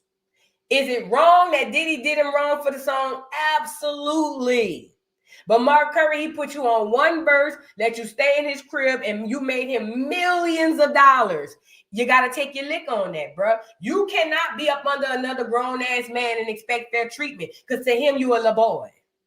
Because I'm a woman, and if you was living in my condo, you a little boy. And I'm a woman, and I'm not a billionaire. I'm just a thousandaire, bitch. Barely that. But if you live in my place and I gotta pay the bills in that bitch, you my little eater, beater, whatever I need you to be, nigga. And I ain't gonna think twice about it because I take care of you. You get it? But he had Shine and Mark Curry in that house to harvest their energy and all their talents. That's another way he was able to take all of that from them. Let this be a lesson. For real. I let a nigga, if I gotta take care of you, nigga, you whatever I say you is. And I'm not even a man. You feel what I'm saying? So could you imagine a man having another man? Because see, it seemed like this was something that Diddy was very, very, seemed like something he was very, comfortable in doing. Nigga, now this is the best friend. The best friend gave the whole first 4 episodes of the documentary talking about how he had 25% of the company. When Diddy, this is what Diddy did. When he first got Bad Boy, he gave 25% of the company to his best friend. Then he gave 75% to his mom. That's why Mace was on here saying, your mama got all the receipts, right? Fast forward. So now this fool, the best friend, say one day Diddy came into the office with a bat and threatened him to pop him upside the head to sign over his 25%. Talking about he gonna give it back. This nigga. Oh. So I just did what I had to do. I signed it over. And I'm over here saying, nigga, what? So now you done signed over your 25%. Now you don't own nothing. You still working for the company. All for us to get in the doggone end of the episode and we to find out Diddy was fucking him too. Now that part put me out. Hold on, nigga. This nigga been Diddy friend since Diddy was about 8. And you get to episode 4 at the very last minute to tell us he was fucking you too? Where your mama at? Where was your mama? Because I know he ain't just start doing that. There's no way possible. Let me tell you something. See, people got people who know you from being famous. Then they got people who been knew you. The famous shit only work on people who don't know you. It don't work on people who know you. And if you was his best friend in elementary school, middle school, either he was fucking you back then, or you always wanted to let him smash, and then you waited till y'all got the Bad Boy to let him do it. Because there's no way you let this nigga get that much money to where he could bend you over. What was going on? It seemed like Diddy was smashing on everybody around him. Sexual energy. Yeah. He was poking holes and taking names. And to the best friend boy, I don't understand. I will never understand it. I will never understand it. So now here you is on the internet telling us that he done pop your booty. This is ridiculous. It was really good. Yeah, I ain't gonna lie. The documentary was really good. If y'all haven't watched it, go watch it. But the best friend done been getting popped upside the backside too. Right? I'm tired. This is where I struggle. A lot of you niggas and bitches didn't mind getting popped. Y'all just didn't like y'all cut at the end of the popping. I don't believe that this... Yeah, I don't believe that this best friend just started popping out the window and Diddy just came one random day and was like, hey, best friend, come here, let me poke your boot. I don't believe that. Either y'all been doing it or you're lying. I don't believe he lying though. I don't... This whole Diddy thing, the point is, yes, this nigga collecting souls and taking names from all the artists. Best friend. And they say them on. They say he cussed her out and backed the piss out of her. Oh, and this another thing. I saw how they said that he modeled Misa Hilton after the way his mama looked. I've been peeped that back in the 90s. I remember the first time I saw Misa and his mama. I couldn't tell which one was which.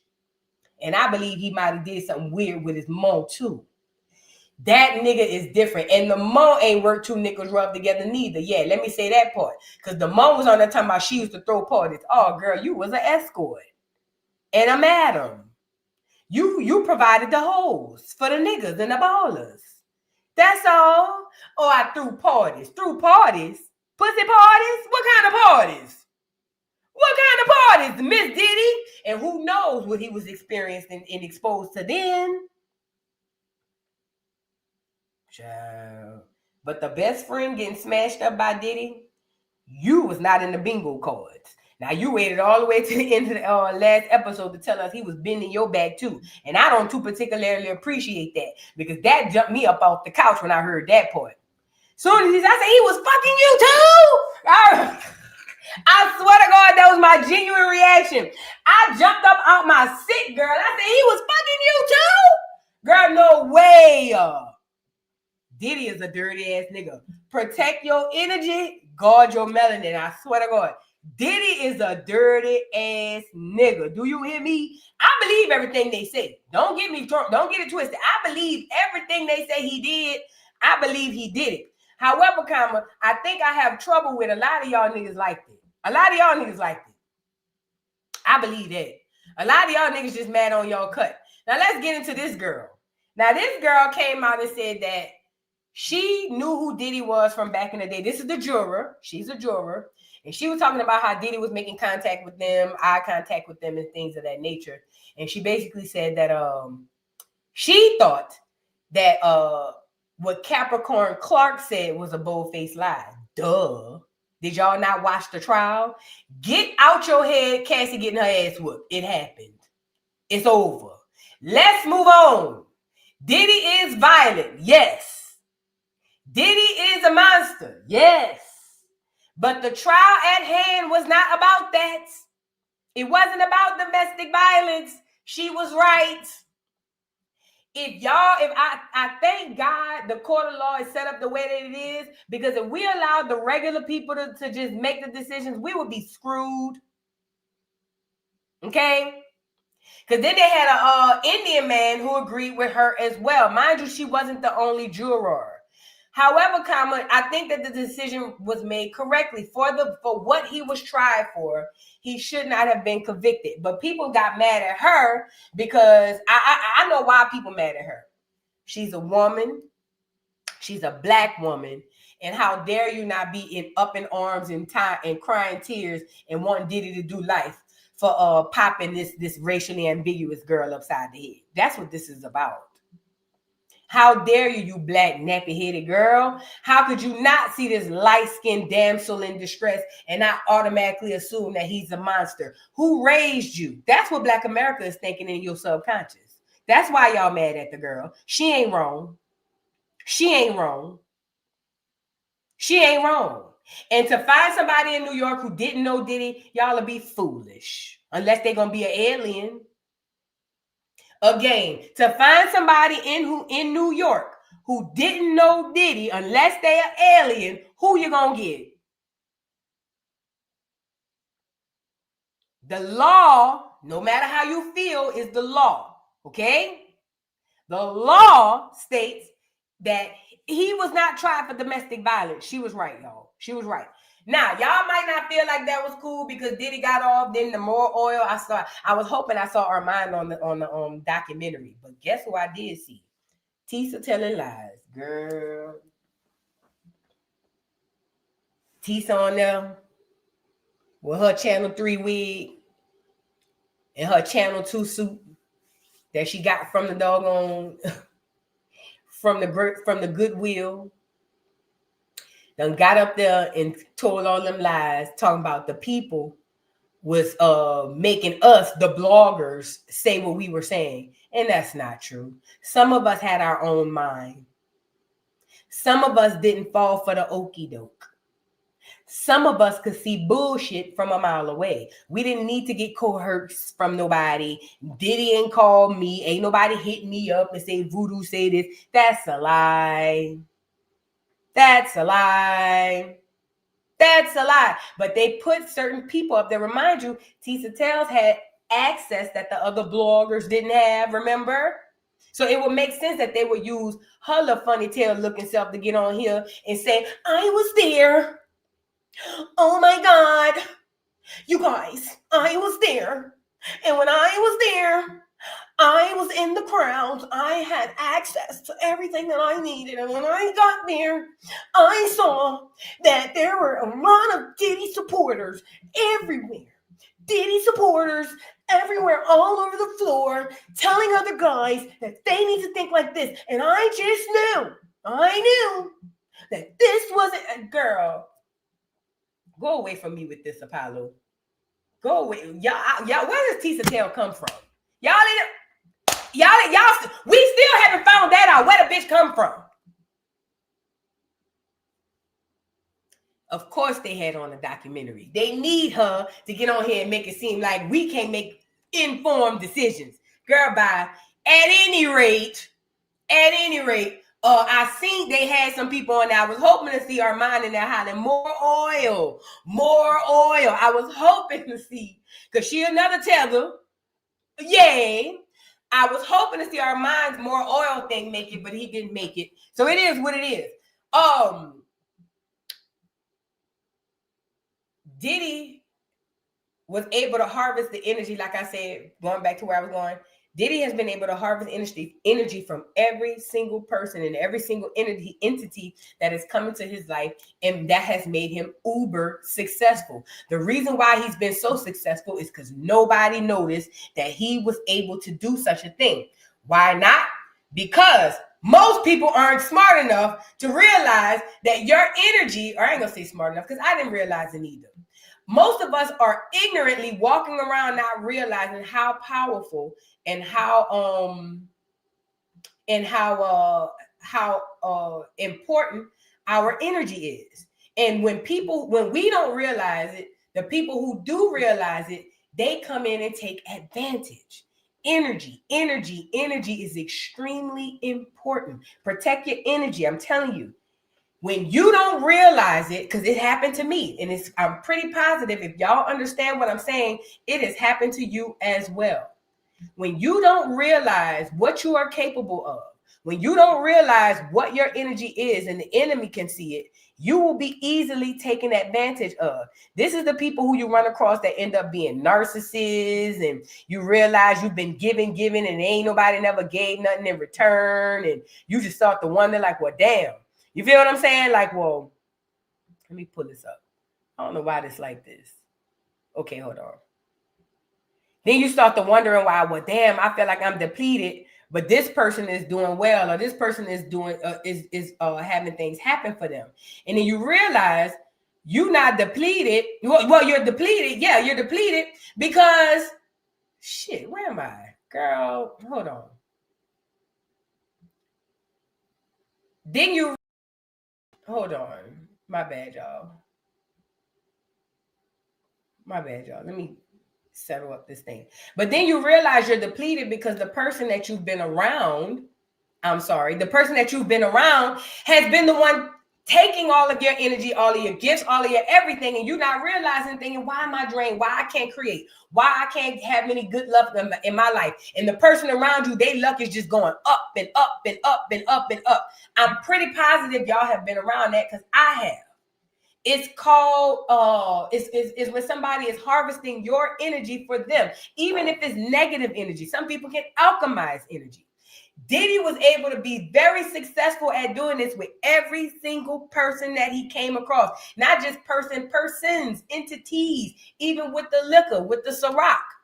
Diddy was only able to sell it because he hadn't already had the minds of the people to make us believe that he was already the greatest. And all he did was add some more commercials, keep running that. And first of all, Ciroc was so disgusting. If you were there during Ciroc, oh my God. I'm starting to think they did us something in that Ciroc too. Ciroc was disgusting. And I used to buy that berry Ciroc and mix it with that damn lemonade. Do you hear me? Like a duck goose. Just drinking it because it was lit. Because it was popular. I ain't even gonna hold you. That's what I used to get that berry Ciroc on that ice. I ain't even used to drink like that, girl. I used to get that berry Ciroc on that ice and put that lemonade on top, girl. Stomach be hurt the next day, okay? Child, stomach be hurt. I'm talking about hangover, disgusting. Do you hear me? That Ciroc was horrible. Worst vodka I ever tasted. It tastes like damn cough syrup. And I'm telling you, it tastes like cough syrup. It tasted like cough syrup. Literal cough syrup. It was disgusting. But he was able to sell it. Sorry. Because he was already he had already established himself energy-wise into who we are. Established himself who he was in our brain, into who we perceived him to be. This mogul dude, or whatever we wanted to call him. When the whole time it was all a play. He wasn't no mogul. He was just a person that learned how to get over on energy and get over on the game. Hold on. So now, during the documentary, 50 Cent said that 50 Cent made comments on Diddy slapping the piss out of his mama. Now, don't get me wrong. After listening to the best friend's early childhood memories, the best friend said Diddy mom used to whip his ass like 90 going west. So maybe he became a grown-ass man and decided he was going to get his lick back. I don't know. But I'm telling you, this whole Diddy story is very weird. So in the documentary, he said that Diddy smacked the piss out of his mama, and then Diddy's mama came out and had something to say. It says Diddy's mother denies that he slapped her following 50 Cent's Netflix documentary. These inaccuracies regarding my son's family life is intentionally done to mislead viewers. It says neighbors, Diddy's mother, Janice Combs, is breaking her silence following the release of 50 Cent's documentary on her son. According to Deadline, she put out a statement addressing what she calls misinformation in Diddy, The Reckoning, which premiered on Netflix on December 2nd. It says, these inaccuracies regarding my son Sean's upbringing and family life are intentionally done to mislead viewers and further harm my reputation, she stated. She claims Netflix is promoting the salacious side of Diddy's controversy in an attempt to boost the documentary. The allegation stated by Mr. Kirk Burroughs that my son slapped me while we were conversing after the tragic City College events on December 28, 1991 are inaccurate and patently false, Janice claimed. For him to use this tragedy and incorporate fake narratives to further his prior failed and current attempts to gain what was never his, Bad Boy Records, is wrong, outrageous, and past offenses, Janice added. Sound like Janice be with the shits with her son. Let me just say this. Girl, I believe he bat the piss out of you. You're damn right I believe he bat the piss out of you. Because by that time, he was on his up and up. You was on your down and down. And yeah, I believe he slapped the piss out of you. Why you going to get on here and say that that's grossly inaccurate and patently false? Bitch, you look like he slapped the piss out you today. Yeah, you do. And then to say, oh, that Kirk Burrows, that's the best friend. He's only saying that because he want what is not belong to him, which is Bad Boy Records. Well, according to Kirk, he had 25%. And Miss Janice, girl, you did not do a good job raising your son. You didn't. Just because he's successful does not mean you did a great job. It seems like you probably part of the biggest reason why he's so dark and messed up. Like, period. It's just, ugh. At any rate, she's denying all claims. Miss Janice, we don't believe you. We believe he would pop you right now if you was in front of him and you said something out the way. We don't want to hear it. Get off of here, girl. We don't want to hear it. I don't believe Miss Janice. Don't believe nothing she's saying. And she probably taught him how to do all this energy harvesting stuff. Now look, Ja Rule came out and Ja Rule said he basically had something to say about 50, saying that 50 basically is doing this and that. You know, he a snitch. It says Ja Rule seemingly goes off on 50 Cent following the release of 50's Diddy documentary. Nigga always telling on somebody. That nigga don't give a F about the victims. That I believe. Let's get into it. Ja Rule says, nigga always telling on somebody. Oh, dirty, dry, snitch ass nigga. Shut your bitch ass up. Then he said, let's be real. That nigga don't give a F about the victims. We all know why he did it for the doc. Herman's a cancer to the culture. If he cares so much, then donate the profits to charities for domestic violence. Now, yeah, this is Ja Rule hating. However, this is Ja Rule telling the truth. 50 don't give a damn about these people. Hell, Capricorn Clark, why? I don't even know why he added her on the documentary. We saw on the stand that Capricorn Clark wasn't worth 2 nickels. She said she not only was smashing on Diddy, that she still wanted to work for Diddy. And Capricorn Clark tried to lie and tell us that Diddy put a gun to her head and made her go show him where Kid Cudi stayed. Girl, Capricorn Clark, go lay down. You work for that nigga. He didn't have to put no gun in your head. That nigga found out Cassie was with that nigga, knocked on your door and said, put your clothes on, come show me where that nigga live, and you obliged. Don't get on here, Capricorn Clark, with all that ugly ass shit. Talk about, oh, he kidnapped me at gunpoint. Why would he have to do that? Why? When you his assistant and everything he tell you to do, you're going to get up and do it anyway. Girl.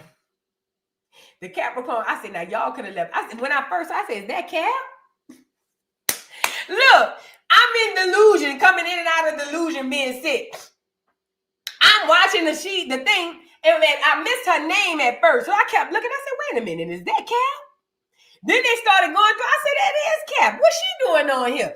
Then we get to the end of the episode, folk, girl, Cap, go lay down, Capricorn, girl. No, we didn't believe you on the stand. So we damn sure don't believe you over here. And for that juror girl, the juror girl said she didn't believe Capricorn Clark, and y'all got mad. But the fact of the matter is, nobody believed Capricorn Clark. Nobody believed. Matter of fact, Capricorn Clark, probably he didn't even want her energy. She probably was offering it to him, and he probably was like, I'm good. Let me stop. Move. I'm saying all that to say, Ja Rule is right. 50 don't care about the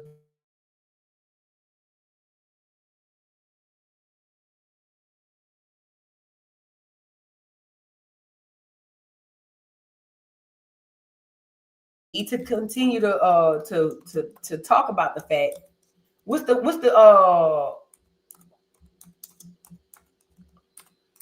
baby mama name? What's the little Hispanic girl name? Oh, girl, what did we run into over here? I'm telling you, it's behind the bitch. Look. Leaked voicemail reveals Diddy demanding 50 Cent's baby mama, Daphne Joy, to stop ignoring him and telling her to get back to work. Look how Diddy was playing with 50 baby mama. That's her right there. Look. Hey, I really don't know what's going on with you, but I just want to just give you a heads up that I'm about to really disappear on you. You feel me? I'm not going to be playing these games with you at all, at all. So I don't know. You think you silent treating me, and you think I'm gonna be nah. you'll have a rude awakening. You'll just have silence. And ain't nobody threatening you. And I ain't trying to go back and forth with no woman. You know what I'm saying? I'm telling you, I ain't got no time for no motherfucking games. Where my life is at right now, I don't have no time for no games, baby girl. Me and you can be mad. I can have a spat. We can have whatever. Then after that, you better get on your job. Ooh. That's really that's all it is. Cause you got me on my job. Nah, it ain't never gonna work like that over here. You know what I'm saying? I was trying not to leave this message, but you have left me no choice. So either you go in the direction of like moving on and shit like that, or you like just like have me just keep moving. Ain't no threat. I'm just being clear. I can't do the shit with you every time you get upset. Diddy love a good voicemail, huh? Hey, one thing about it, everybody in their on the documentary had a voice note, a voicemail, a voice clip. Diddy love a good voicemail, baby. One thing about it, he not about to text you nothing. Diddy want you to hear it from the horse's mouth. Do you hear me? Look here, baby girl. Look, he can't even lie and say it was AI. That nigga, look, bitch. Get back to work, slut. Look, I'm telling you this behind the bitch. This is behind the bitch. This is behind the bitch. You got to keep in mind, 50 Cent is this major mogul as well. Diddy is an arch nemesis. And then on top of that, you took my bitch and then offered to take me shopping.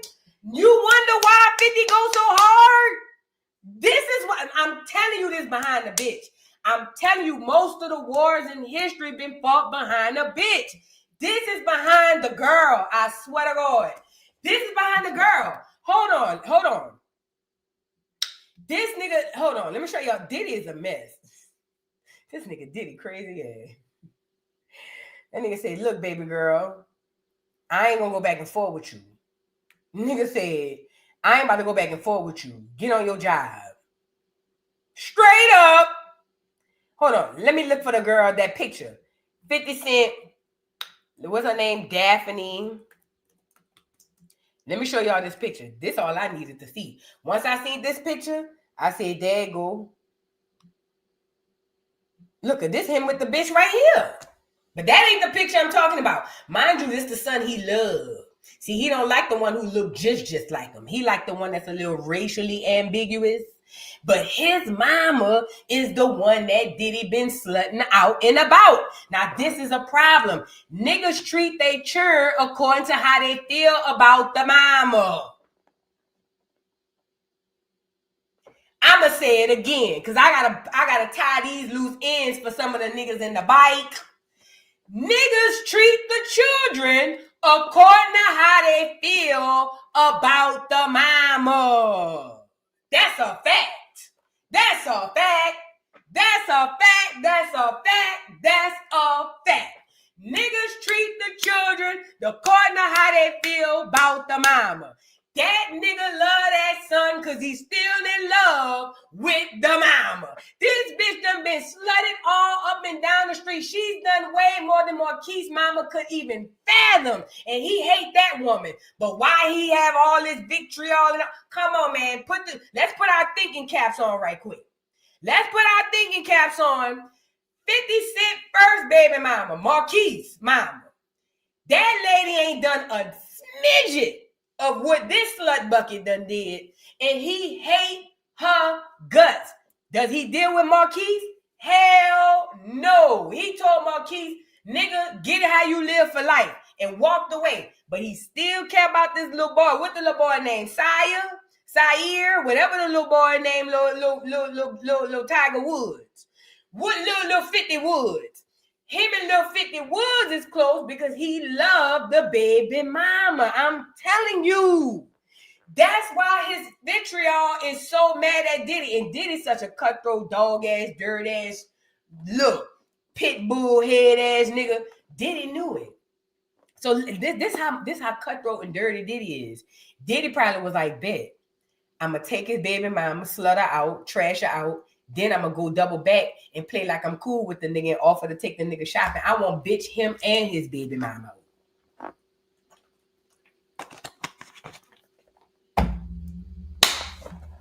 That's what, if I was Diddy, I would. Nigga, I'm about to take you and your bitch. Nah. I would. If I was a Diddy type of nigga with that type of money, and I like niggas and women, nigga, I'm on you and your bitch. And I think it was already one part for you to get the bitch. Now you gonna come try to get me? And that's where it went boom, boom, boom, boom, boom, boom, boom, boom. I'm telling you, you gotta think like these niggas. Remember, we poor. Poor niggas don't, we not gonna go into war behind a woman. You know, for the most part. Rich people, I'm not rich, but I can learn how to think like them. And I'm telling you, this was big, is definitely behind the girl. But it's even more behind the fact that Diddy came out on top. Remember, everybody he's ever dealt with, everybody he's ever been with, he's had the doggone, he's taking their girl. It's almost like his trophy for saying that he beat them. I want to see, y'all remember when, my other proof. Y'all remember when No Net came out and was talking about it? Floyd Mayweather talked about it and everything. Everybody in the industry know it's behind the girl. Look. You know what I'm saying? Obviously, motherfuckers is feeling it, but I see your man Curtis posting it, right? And I'm like, this nigga really fuck with Zeno, huh? I mean, what you should be doing, Kurt, is explaining to little Bruce Leroy while Sleeves and Diddy and a bunch of niggas was slutting around. I think you're gonna have to owe him an explanation when he gets older.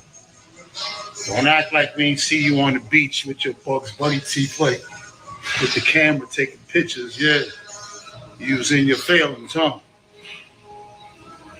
Nah, Curtis, it's not a good look. But I tell you what, though,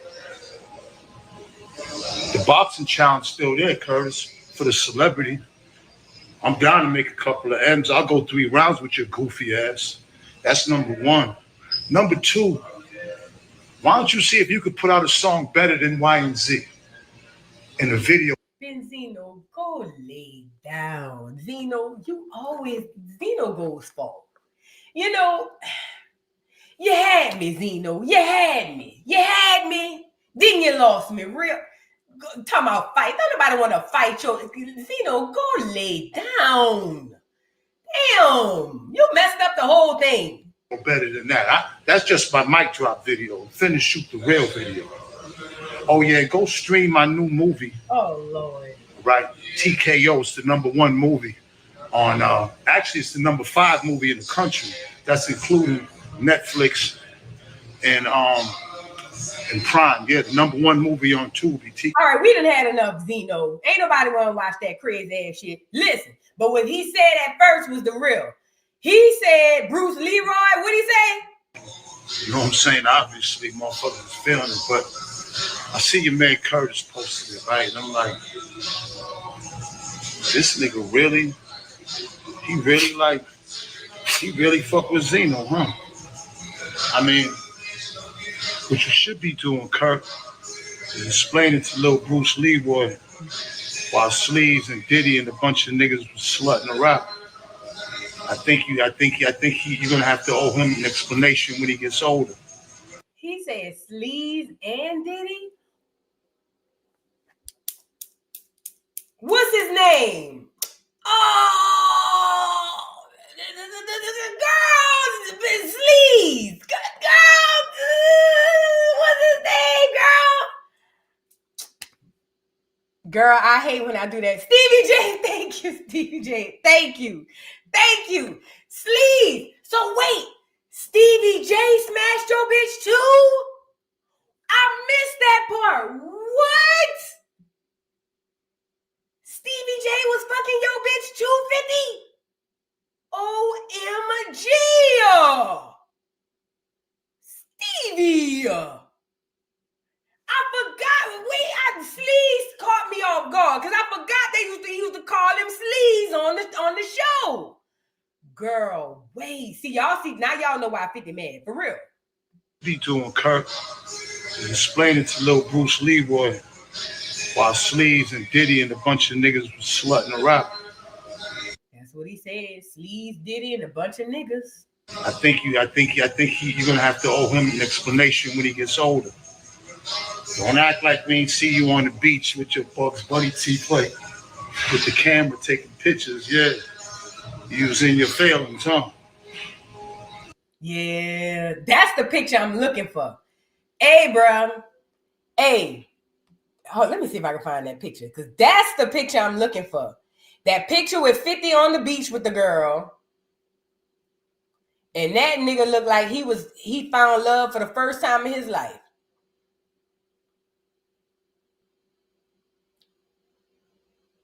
Let me see. 50 Cent, Daphne Joy. Let me see if I can find it like this. Beach.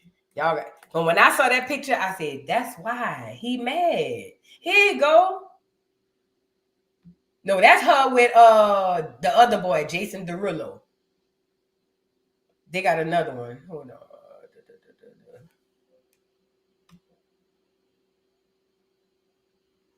Where them pictures at? Who got them pictures? I might can find them on I might can find them. Oh, here you go. Here go one of the pictures. Look at 50. Look at 50 with the girl. 50 was in love with that girl. Yay. Look at 50 with the girl. You got to keep in mind, these are moguls. They have everything that they want. A lot of the times they can't find love because they all smashing on the same 3, 4, 5 girls, or it's just hard to find it. This is toward the beginning of 50s, or at least middle of 50s career, looks like. He was in love with that girl. He was in love with that girl. That's why he loved that little boy like that. He probably still feels some type of way about that girl. And I don't know if it's about her personally or if it's just because of the situation with Diddy, but he was definitely in love with this girl. And I kept wondering why he's so hell-bent. Is bigger than him sitting up there mad about Diddy offering him to take him shopping. It's way bigger than that. Any other nigga would have got over that, joked about it, did his 1-2 and been gone. 50 keeps saying that is not what it is about. It is about this girl right here, who I believe, I don't even know if she was with 50 first or Diddy first. Because remember, she came from that weird man on the island over there in the Bahamas, who was a clear man who got her out here slutting out everybody while he passed out old school herpes. This whole situation, like I said, legend has it, the girl was under that old clear man in the Bahamas. He gave her the herpes, and they say he took her. She been in America, passed around to everybody. Diddy got her. They say Diddy been had the herpes, allegedly. Then they say she was around here passing it out, ran across Duck, Duck, Goose, 50 Cent, got pregnant, and he been jacked up ever since, allegedly. Allegedly. I don't know this to be a fact. I didn't say it. I'm just telling y'all what they said. So, who knows? Maybe he felt like the herb came from Diddy. Maybe it didn't come from Diddy, 50. Maybe it came from the man in the Bahamas. Not Epstein. I forget that man. I forgot that other man name. We talked about him on this channel. But it would make sense. It would be the girl and or the hurt that would make him have a vendetta for Diddy the way that he does. And let me also say this. I said this before. I hope 50 has a very squeaky clean past, because everything goes around, comes around. Number one. Number two, why is the powers that be allowing 50 Cent to be? Why are they allowing 50 Cent to tear down Diddy? Why are they allowing 50? And I'm not saying that he shouldn't be able to, but why are they allowing it? That's what you should be asking your question. Why are they allowing it? Now, let me just say this. The girl Kalina and Dawn. And this is going to be the last subject before I get up off of this, because this man was energy harvesting down to the ground. Kalina and Dawn. That's the Diddy Dirty Money girls. Let me say this to them. Kalina, you almost had me on your side, girl. So Kalina, let me pull them up. Let's pull up Dirty Money, so y'all can see these hoes. I ain't gonna lie. I used to love that song. Is that your boyfriend feeling on your groupie? You know, we own it, everybody. Now, mind you, Dawn It's from New Orleans. Lord, New Orleans, we got to take a L. We got to take a L. We got to take a L. Dawn done came and gave the whole city a L. First of all, let's start here first. What y'all didn't know until the trial, and I'll recap for y'all if y'all didn't know. Did y'all know that Dawn knew Diddy prior to the show Making a Man? Put a 3 in the chat if you knew that. So for you guys who don't know, Diddy knew Dawn way before Making a Band. Yeah. So while we watching Making the Band, thinking that Dawn, thinking that Dawn is this new contestant who just does so well and made the tape. No, Dawn was pre-selected. Dawn knew Diddy long before that. Diddy had already talked to Dawn, and they had already hang and all that. And Dawn knew before she got there that she made the band. Yes. Dawn knew she made the band before Dawn got there. I didn't know. Yeah, just like baddies. Yup, just like baddies. So let's start there. So, okay, boom. Now, according to Ariel Day, she claimed her mom came to her with a flyer talking about, oh, you should be an entertainer instead of a lawyer. I'm squinting my eyes at you, you little clear blue-eyed devil. Now, listen. Dawn from New Orleans came onto the show acting all quiet. Oh, I'm just minding my business. Boop, boop, boop, boop, boop, boop. Whole time, Dawn was cutthroat down to the ground. Dawn was over there wanting to be Diddy old lady, and I been peeped at the way she looked at him. Dawn wanted it too bad. Dawn was one of those girls that could watch some real heinous shit going on, but because she want that career so bad, Dawn gonna go this way and act like she ain't see it. Dawn one of them bitches you could tell, girl, we gonna be together, and you don't have to show no proof. She gonna say, okay. Dawn wanted it too bad. Too bad. Too bad. Dawn came on this show and was up Diddy's balls the whole time. This the worst part. Her and Kalina is in Dirty Money, and they asked Kalina, no, let me back up before they asked Kalina. Dawn comes out at the very end to say that she want to sue Diddy all of a sudden because everybody else was suing. I knew right then and there, Dawn, lay your ugly ass down. That man ain't did nothing to you. You probably ain't want to be done. Dawn wanted that career more than anything in the world.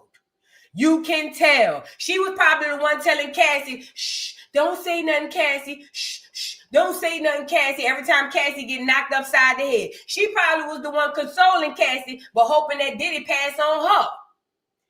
Dawn is that girl. That's Dawn. Now, Dawn is in Dirty Money. She fast forward wants to sue Diddy at the end to say that Diddy ain't this and Diddy ain't that.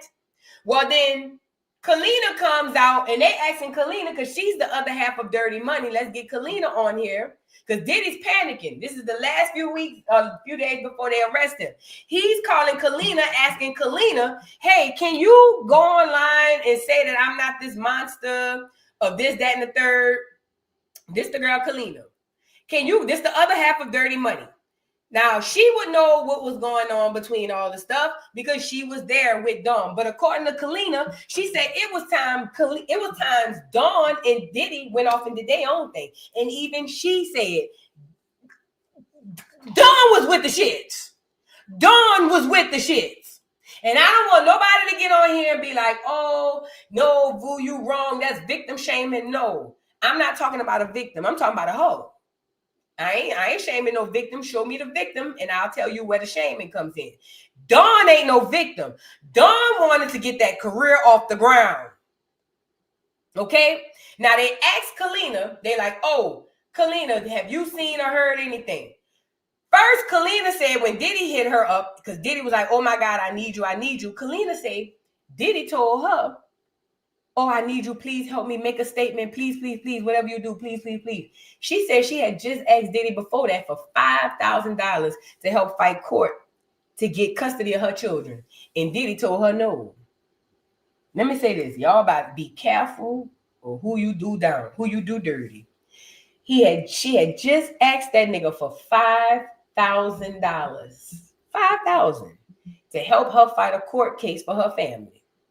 And that nigga turned around and told her, I can't do it. But then the way God said high and look low, he had to call her and say, hey, can you write a statement or can you say something saying that this never happened? And Kalina had to sit there like, well, damn, first of all, I don't know what all happened with y'all. Y'all had this weird ass relationship.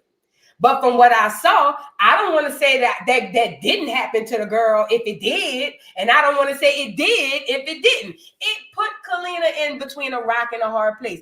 And I ain't going to lie, if I was Kalina, I'd have told Diddy to suck out the blackest part of my ass. Especially when he in trouble like that, he can't hit me. I ain't got to worry about him sending nobody. The feds on him. This would have been the most opportune time for me to wait on my phone thing to say the diddler so I can let it ring 3 times on purpose. Gots to let it ring 3 times. Pick it up on the 3rd for Diddy to say, oh, fool, Lord, please, I need you. So I could say, yeah, you can kiss out the blackest, dirtiest, raggediest part of my ass. Don't drop the soap, nigga. You feel what I'm saying? That's me. You know, that's just me. I be waiting. I just be waiting on my turn. But I guess Kalina and I like that. So Kalina was like, oh, well, I don't know, Diddy. I don't think that I could do it because you didn't help me. And I'm like, good, Kalina, good. Diddy sent that whole voice message and said, I understand, Kalina. You got to do what's right for you and your family. And I was wrong for not helping you. And I know you love me to death. You the type of person, you'll jump in my casket if I was about to die. Because that's how much I know you love me. But you know what, Kalina? I respect that, Kalina. I ain't going to ask you to testify. Take care of your family. And as soon as Diddy said that, look at this hole. I would like to make a statement on behalf of Diddy. Kalina, go lay your ugly ass down. Kalina, it ain't take you nothing to fool, bitch. Kalina, all the nigga had to say was, you know I love you, girl. And look at Kalina. I'm ready to make my statement. Kalina. Girl, it didn't take much, huh? All he had to do was say, you know I love you, girl. All right, I'm ready to make my statement, Diddy. Come on. Hurry up while I change my mind.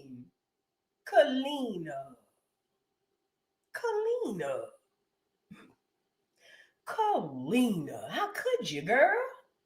So I guess them kids, all he had to do was say he loved your little peculiar looking tail self and you was gone. Girl, that's what I be saying. This is what I be trying to tell y'all. Y'all don't be listening to me. Everybody got a price, even if it don't have money involved in it. You get it? So Kalina ended up folding and coming on here telling us Dawn was a bald head lie, something like that. Let's get into it.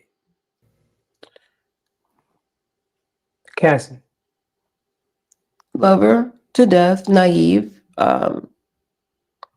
liked getting high.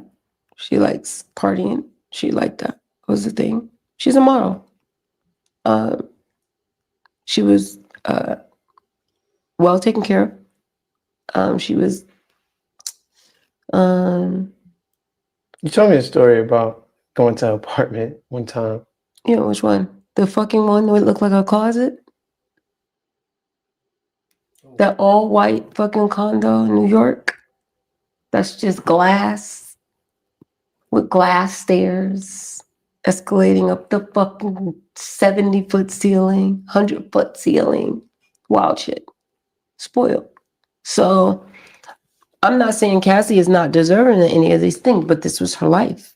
And so though I was okay, I was like middle class, okay. She was like, rich girl, I want to go hang out with my friend for the weekend in fucking Tahiti, okay. And just lay up and get sun, okay. You asked her how much she was making. Yeah, I just wanted to know where her allowance was because she had an allowance. And I wanted to know if she was being smart with her money and she was being smart with the opportunity, because the first thing I think is like, what would I do in that position? I don't know. I would own homes. I would have owned businesses. I would have been giving other people opportunities. I wouldn't have been waiting for Puff to do my project. I would have been doing my own project. I just would have had a lot more. Like, nigga, you gonna do this shit for me. Because I would have done it for myself. And so when I asked how much she was making, it was like close to $30,000, almost $50,000 a week. That's a lot of money. Even on the low end, when you say $10,000 a week, that's a lot of money for somebody to just, here you go. You can just blow that. And then cars for your family, and then flights for your family, and then all that stuff. I'm just saying. All of this she's saying sounds like jealousy. Ooh, Blair, me and you say the same thing. Okay. All of that, I ain't gonna lie. 2 seconds in, she's got a nice house and a nice car. Get away from me. Get her. What you mean you started thinking about what you would do with the money?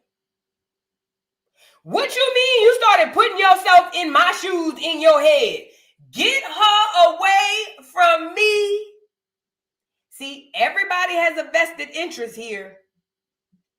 Everybody has a vested interest here. Because you're not about to tell me you were genuinely giving a damn about Cassie while you said you is good enough to go home on Friday night, but Cassie make enough money to spend a weekend in Tahiti. Girl, that's jealousy and envy. Come on now. I'm already, as soon as she'd have said how much you make, I'd have said, why? Ew, get her away from here. Who asked that? How much do you make? What? Security. Thank you. The fuck? Oh no. No. We don't do that. No. Oh God, no. Red flag. And I'm just allegedly talking, right? Because who knows what she was really getting. Yeah. Because we don't know. But what I will say is, if in fact that's what Cassie was getting, and that's what she was privy to, I think I would have been trying to strive to show my husband that I was queenly enough to be entitled to take care of his billions and millions of dollars and possibly his children and be the queen of that empire. But I didn't see that per se. I just saw like Cassie having a good time as a young girl and really didn't want the bothers of like that life. You was jealous, girl. You was jealous. And that's okay. But because Kalina threw it off.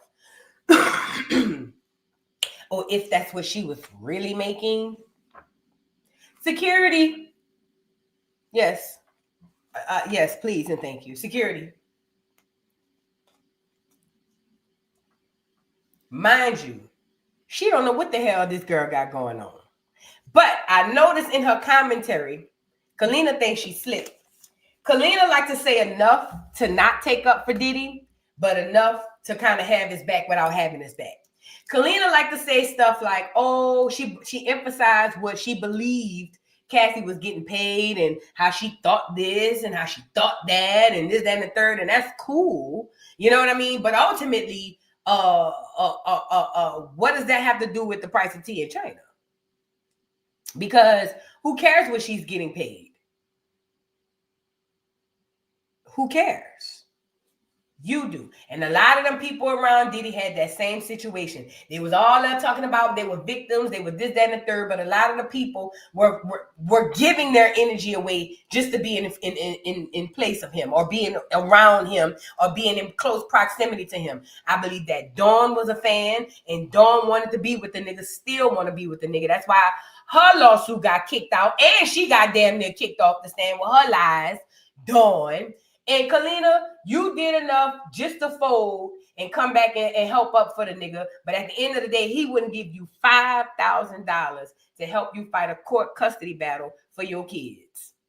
Just $5,000. $5,000 to somebody like Diddy is 5 cents. Let me say that again. $5,000 to a person like Diddy is like 5 cents.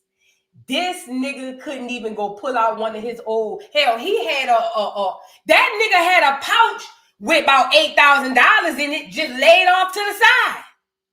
Put a 3 in the chat if you seen it. When Diddy was getting ready to go walk the streets of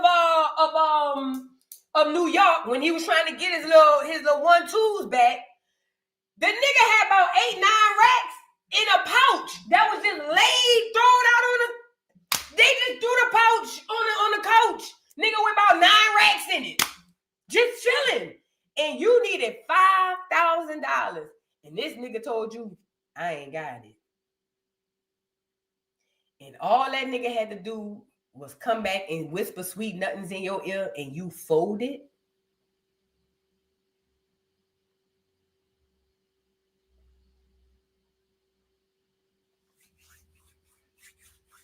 That hit different for me, y'all. Again, Diddy wrong, but a lot of this stuff people gave to him. A lot of this stuff people gave to this nigga. It's because we don't understand our own energy, our own gifts, and who we are. Now, one more person I want to get on Lil Rod, and I'm off. Lil Rod is a whole ass nigga who probably was a punk before he got there, especially coming from the black church. He was already a punk. Lil Rod and came on here and told us that he started off just working on projects with Diddy. The next thing you know, you and this nigga working out one-on-one together. Red flag. Cause nigga, what? Why is you working out with the nigga one-on-one? Why is you and the nigga on a yacht rubbing shoulders on treadmills and shit and motorbikes? Lil Rod was a punk before he got over there. I'm not about to let Lil Rod come on here and do that.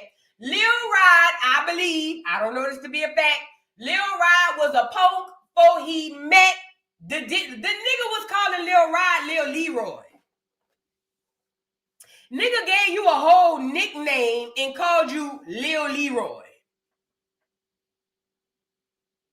Then moved you into one of his houses like he do all his bitches. Moved you into one of his houses, made you work night and day. Had y'all partying, working out. You say Lil Rod claimed he would go to bed at night, don't remember what happened, and wake up and his asshole was burning and hurting. Sometimes he wake up next to women. Sometimes he wake up next to the diddler. Either way, the asshole was burning upon waking up the eyes. All I know is Lil Rod, Lil Rodney, Lil Leroy, Lil whoever you is, nigga, Lil fathead nigga. We not buying it. You was a punk before you got there. Diddy smelt it on you. That's why he picked you out, picked you for the thing, because he knew he was going to bring you on that yacht and turn you every which way but loose. Let me say this too about Lil Rod. Lil Rod want us to believe that he was some random straight dude and Diddy can't show him some PORN of some clear man getting banged out for a Grammy and all of a sudden he said, oh no, not me. Next thing you know, he's nominated for a Grammy. Oh, Leroy, go lay down. Lil Leroy, Diddy told you what you needed to do. He showed you the video, the clear man, what he had to do to get that nominated for the Grammy. And Lil Leroy said, say less. Don't get on here, Leroy. Now, the nigga owe you money. We gonna go behind you with the money. We gonna back you by the money, Lil Leroy. The nigga owe you money for doing the project, and we want to help you get your money back. But what we not gonna do is help you get on the internet and lie. Lil Leroy was probably a punk before he came around there. I said what I said. Cause ain't no straight man gonna let no other man do that to him. And then furthermore, I saw all them niggas at Daddy's camp, and I'm wondering who else he was around there pounding on.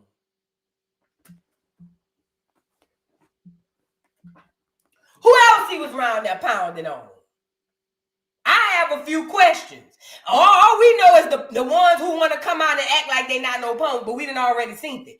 I want to know who else was the nigga around there chewing on, and it seemed like to me it was Bubblicious. Diddy was on everybody. Lil Leroy, go take your little flathead screwdriver looking ass down. Go sit your ass down. We gonna try to help you get your money back. Everybody else played their part. Diddy is a monster. 50 Cent mad behind the bitch.